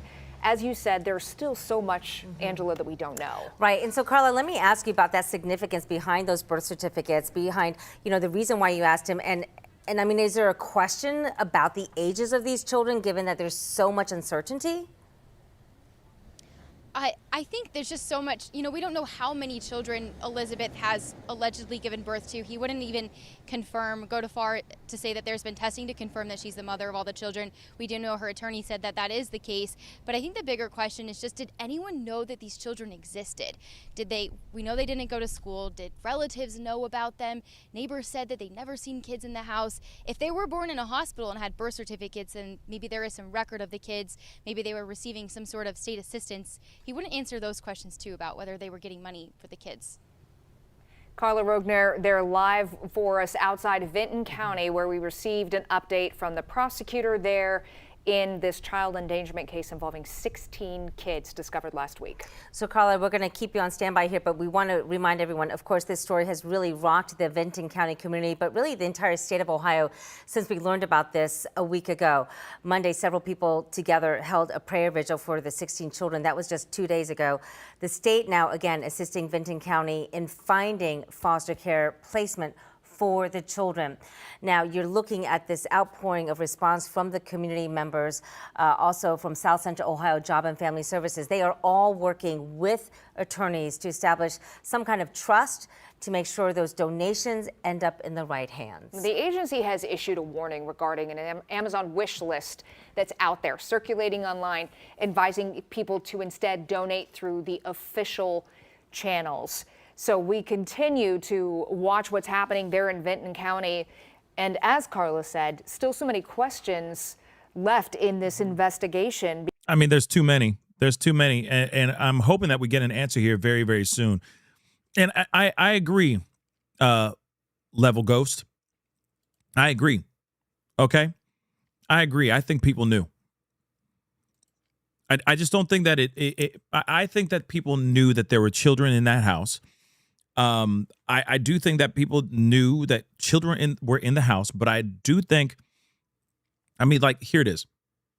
Just to give a little bit of grace to the general public, to the people that are in the area, to family members and all that, you got to throw on that side of, hey, they may know that there may have been people that knew that there was a lot of kids in that house, but they don't know how bad it is. Maybe they're walking by and passing and they see something, but they're not actually going inside the house.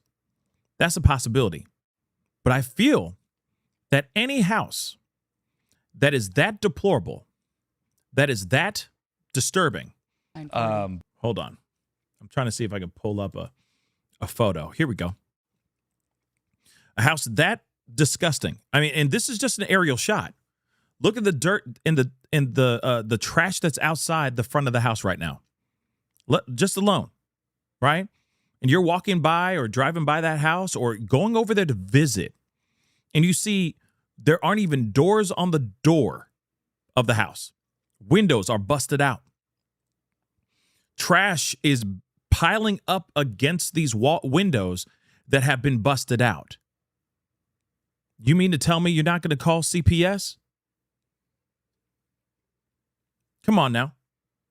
Let's be real. I get it. I've said this before. I get it. People like to stay in their own lane. Most of the time, people are not nosy unless they have to get nosy. If it's like happening right in their face, right? You don't want to be the nosy neighbor. You don't want to be that person that's making another person's life a living hell because you don't want no drama. But at the same time, when you're seeing a place like this that's that bad, you mean to tell me you're not compelled to maybe call? Especially if you saw the kids. I'm just saying if you saw the kids. How about the Dollar General? The employee that said, yes, they would come over, they would have a kid on their hip or walking in with them. The kids would stay right next to Gary and Elizabeth, wouldn't talk to anybody, but the stench, the smell was so bad that other people were donating soap to the family so that they could go and wash their own asses. That doesn't pop up as a concern? Yeah, Copper Mountain. People call CPS on animals in that situation. You know what I mean? Like animal control, they do that all the time. People are so quick to call CPS and DCFS on anybody else. But you telling me that they didn't know? Nobody? Hold up. In fact, let's take a little trip down memory lane. Hold on. Dollar General store clerk or employee. Let's see, Siders family. Let's try that. I'm trying to see if I can get Yep, here it is. Hold on. We got to relive this moment. Hold on. Let's go over to the interview with the dollar store employee, shall we? Just a little trip down memory lane. Hold on. I saw the mugshot like, I spoken to them. I just seen them on Monday. They were my last customers on Monday. It's sad. It's crazy. It's a sad situation. Employees at the Hamden Dollar General say the Siders were regular customers, stopping in almost every night just before closing, buying water, vegetable oil, and sometimes sugar, often accompanied by just one of the children. I noticed that he would keep her really close to her, and she was not allowed to speak to nobody. I noticed that. And when she came... Hold on now.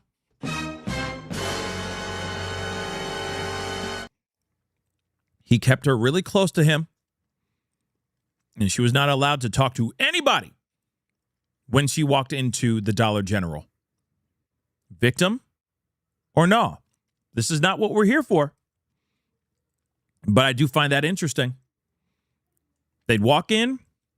Elizabeth would be with him. She would not be allowed to talk to anybody. She kept to herself. She didn't say nothing. She could very well be a victim. But That is a red flag, but that could be one thing. It could be one thing. It could be another.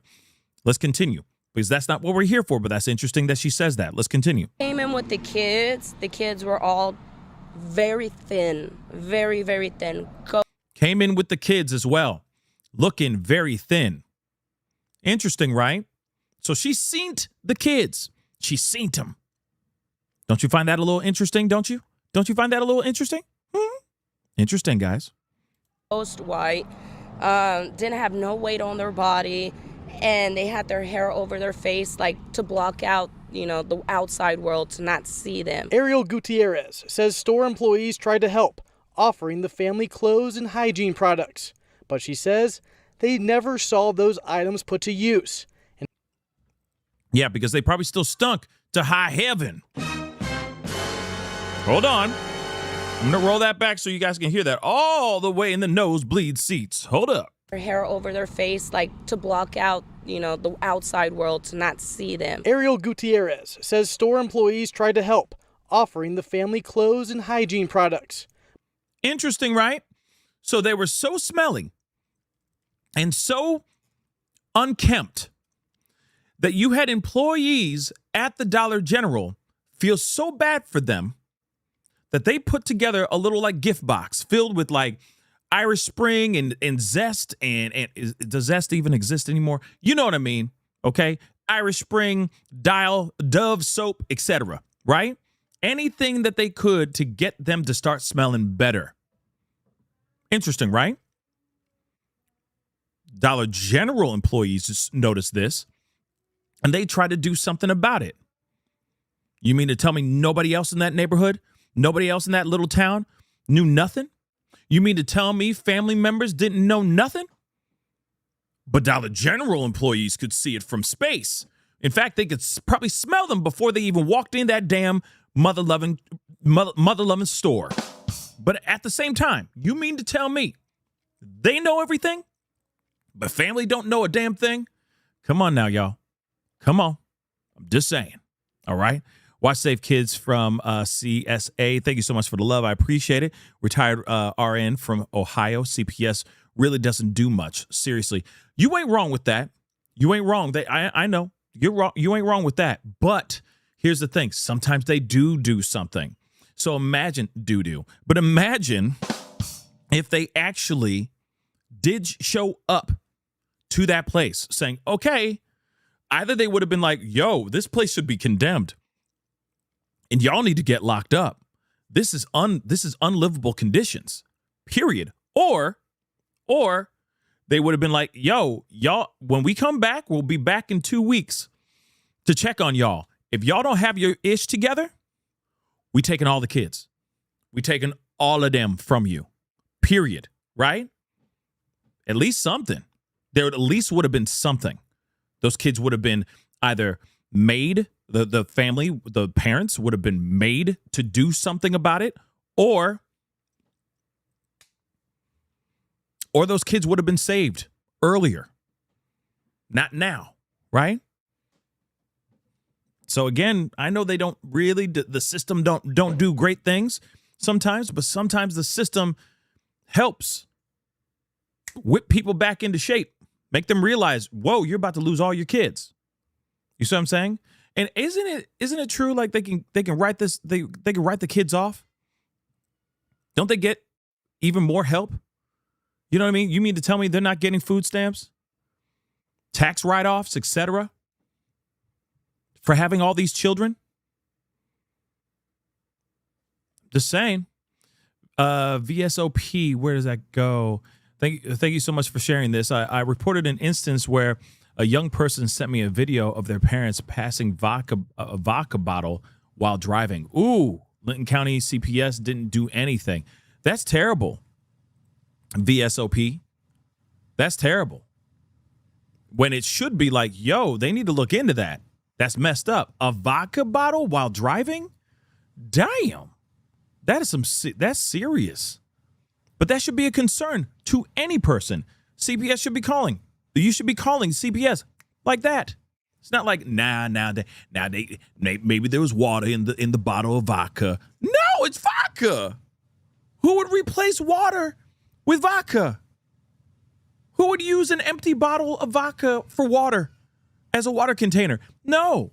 Call CPS. That's disturbing. You know what I mean? That's crazy. That is some serious drinking. Vodka? Word? They were on a mission whilst driving their children. That's sad. Again, crazy. There are things that are looked over. Trust me, we see it all the time. You notice like you'll see a speeding car going down the highway, going like 90 miles an hour down the highway. 50 clearly sees it, but they don't do anything. They don't even chase that guy. But then they'll pull over the dude with the expired plates that's right in front of him like that. You've seen that. I've seen it plenty of times. You know what I'm saying? It's like, damn, you give a damn about this dude right in front of you, but what about this guy that's about to kill everybody on the damn highway? He going 90. He going 90. And you don't care about that? But you getting this guy down the highway. The hell? You know what I'm saying? So, interesting. Wait, let's see. Pascal, what if JR Jr. Did shake his thingy around just to get the police to his house? I mean, if he was to shake his stuff, why would he do something like that? You know what I mean? Think about that. Why would he go out of his way to do something like that? No disrespect. I'm just saying, why would he be like, please come over here and arrest me? See what's going on inside my home. I just don't see it. I don't see it unless he's just absolutely out his mind. He clearly is out of his mind. If you're willing to live in this kind of way, unless there's substances involved, I don't know. They did not say that they walked into the house and there was a whole chem lab in the kitchen. You see what I'm saying? So something's weird, but something's not right with this guy at all. There's nothing right with anybody who's willing to live in that kind of filth. That's not right. I get the hoarding to a certain extent, but there still is a mental health issue revolving around that as well. You see what I'm saying? But I digress. Let's hear the rest, just so we can hear the rest of this video. But she says they never saw those items put to use. Investigators have described the conditions inside the home as unforgettable. The Ohio Attorney General saying the smell inside the home is something he can't forget. How can you have a place that smells so bad that people can't forget? It lingers with you. You know what I'm saying? Do you have to let it linger? You know what I mean? It's like what? Think about that for a second. That is just absolutely insane. Clearly, there's something not right mentally with this family. Clearly. With all due respect, not trying to be mean, not trying to be rude or anything of that sort. I'm just calling balls and strikes here. All right? Clearly, there's some sort of mental health issue going on within this house, within this family. All they had to do, because here's the thing, if they didn't have a serious mental health issue going on within this house, somebody would have stepped back, seen the filth, and said, wait a second, we need to clean this place up. What the hell is going on? Why isn't there a window in the damn windows? Let's put some windows back up. Let's put a damn door back up on the freaking front of the house. You see what I'm saying? That is something that irks my soul, and it shows to me that there is serious mental health issues going on in this crib. But let me play this Gutierrez rest. says that same odor was noticeable every time the family walked into the store. The smell to me, honestly, when I think about them and hear them, the smell will never leave my mind. I will always have that smell in my mind. Sad. Okay, again, you got a family that smells that bad. See, that's a problem for me. Okay, and again, I didn't get a chance to say this. V, thank you so much. Tip, just saying thank you for your time and work. Of course. And then I'm going to be back on in about a little over an hour from now because I'm gonna be late for the Tyler Robinson hearing. All right, just letting you know.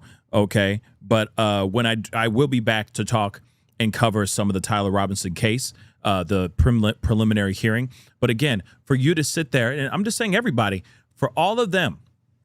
Okay, for all of them to sit there and say, yo, we We feel so bad for them. The smell was so bad that it lingered. It stayed around. Clearly, something ain't right.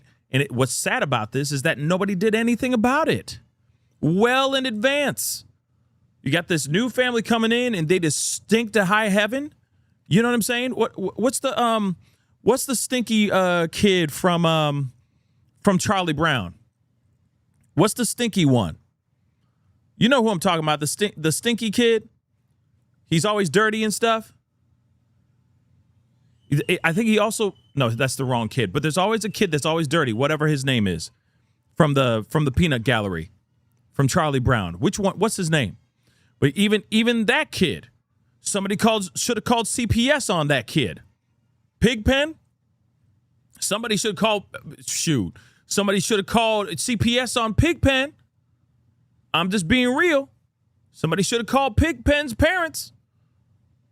Going sick DCFS and CPS on that ass. That kid shouldn't have been walking around with flies flying around him and all that stuff. Nasty. Smelling to high heaven. Hanging out with these kids.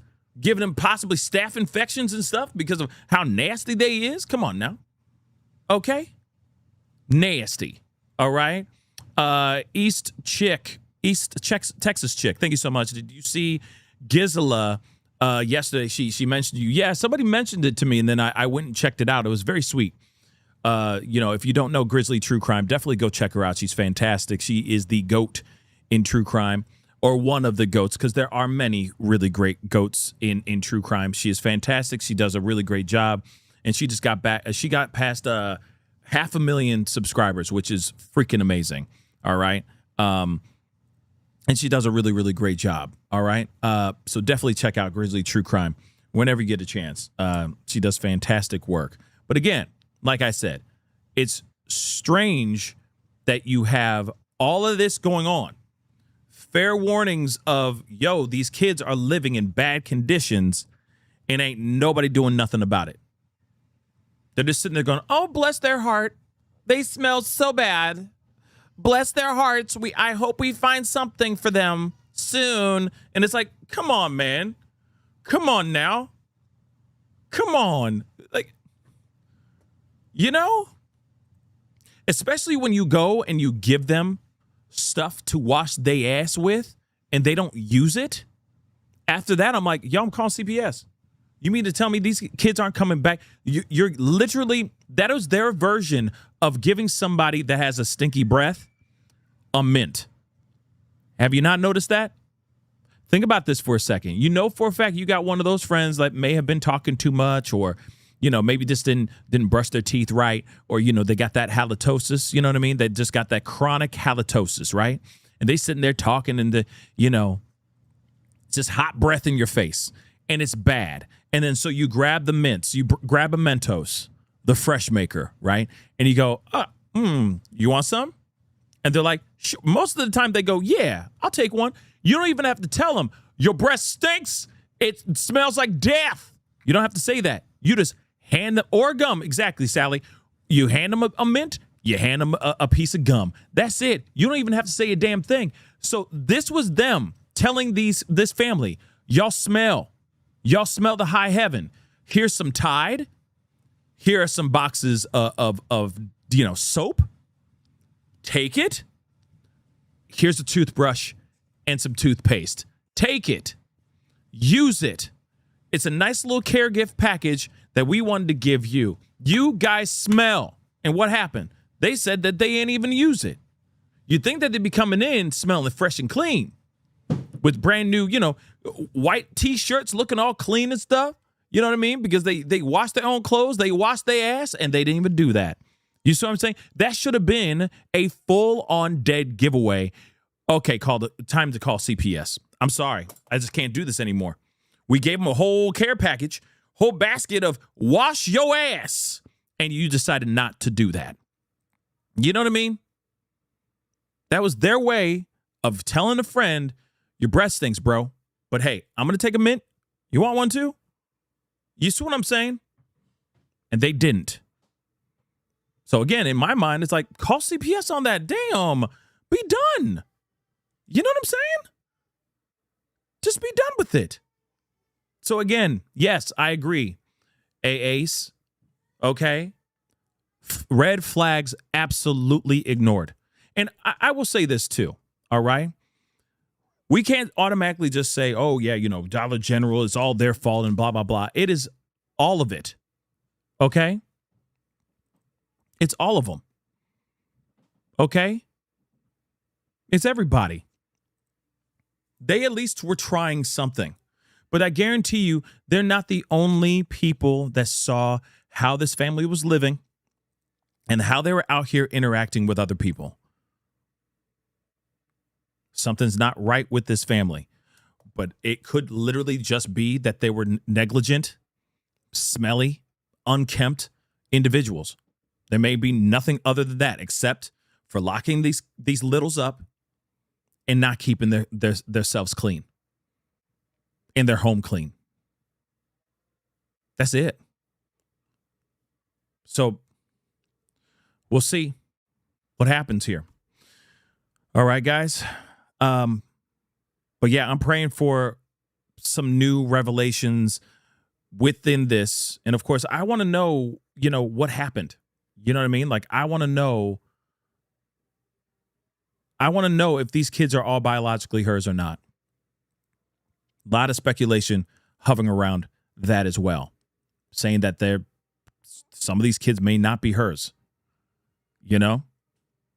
So we'll see. One thing is for sure, Gary Sr. doesn't seem like he's very able-bodied.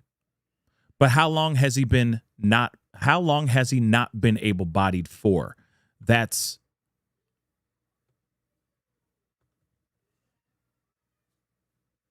a question I'd like to have answered too. Because if he was able-bodied for a while and then just recently he became sick,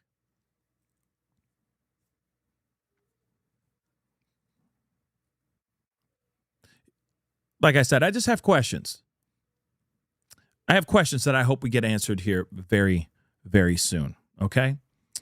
But it's crazy because if the Dollar General saw some stuff, that means neighbors saw stuff, guys.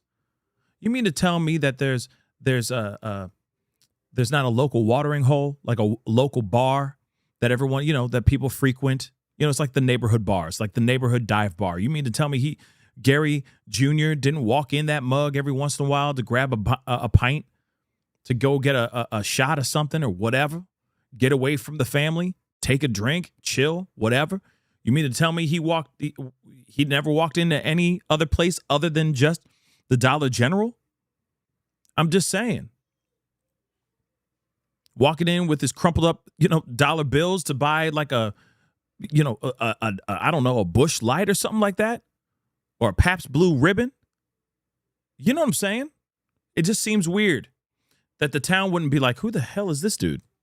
You know what I mean? He keeps coming in. He smells like so bad. Ain't nobody asking anything. And here's the other thing, too. If they're bringing the kids out to the Dollar General, what other places are they bringing the kids out to?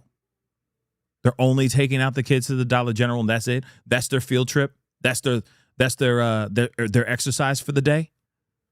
Just seems weird. Like I said, that just seems weird. Yeah, kind of like what Javea's dad went and did. Oh yeah, we went and got. I went to 5 different places and got a Mad Dog, couple Mad Dogs at the CVS. You know what I'm saying? My daughter wanted some candy and some cookies, so I went to 4 different stores to get her some candy and cookies. What, did the other 3 stores run out of candy and cookies? Like the hell?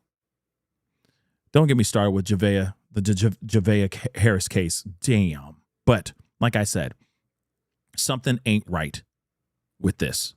We'll find out. There's a very strong possibility that all 16 kids that were in that room are hers. And if they are, they are. We'll find out.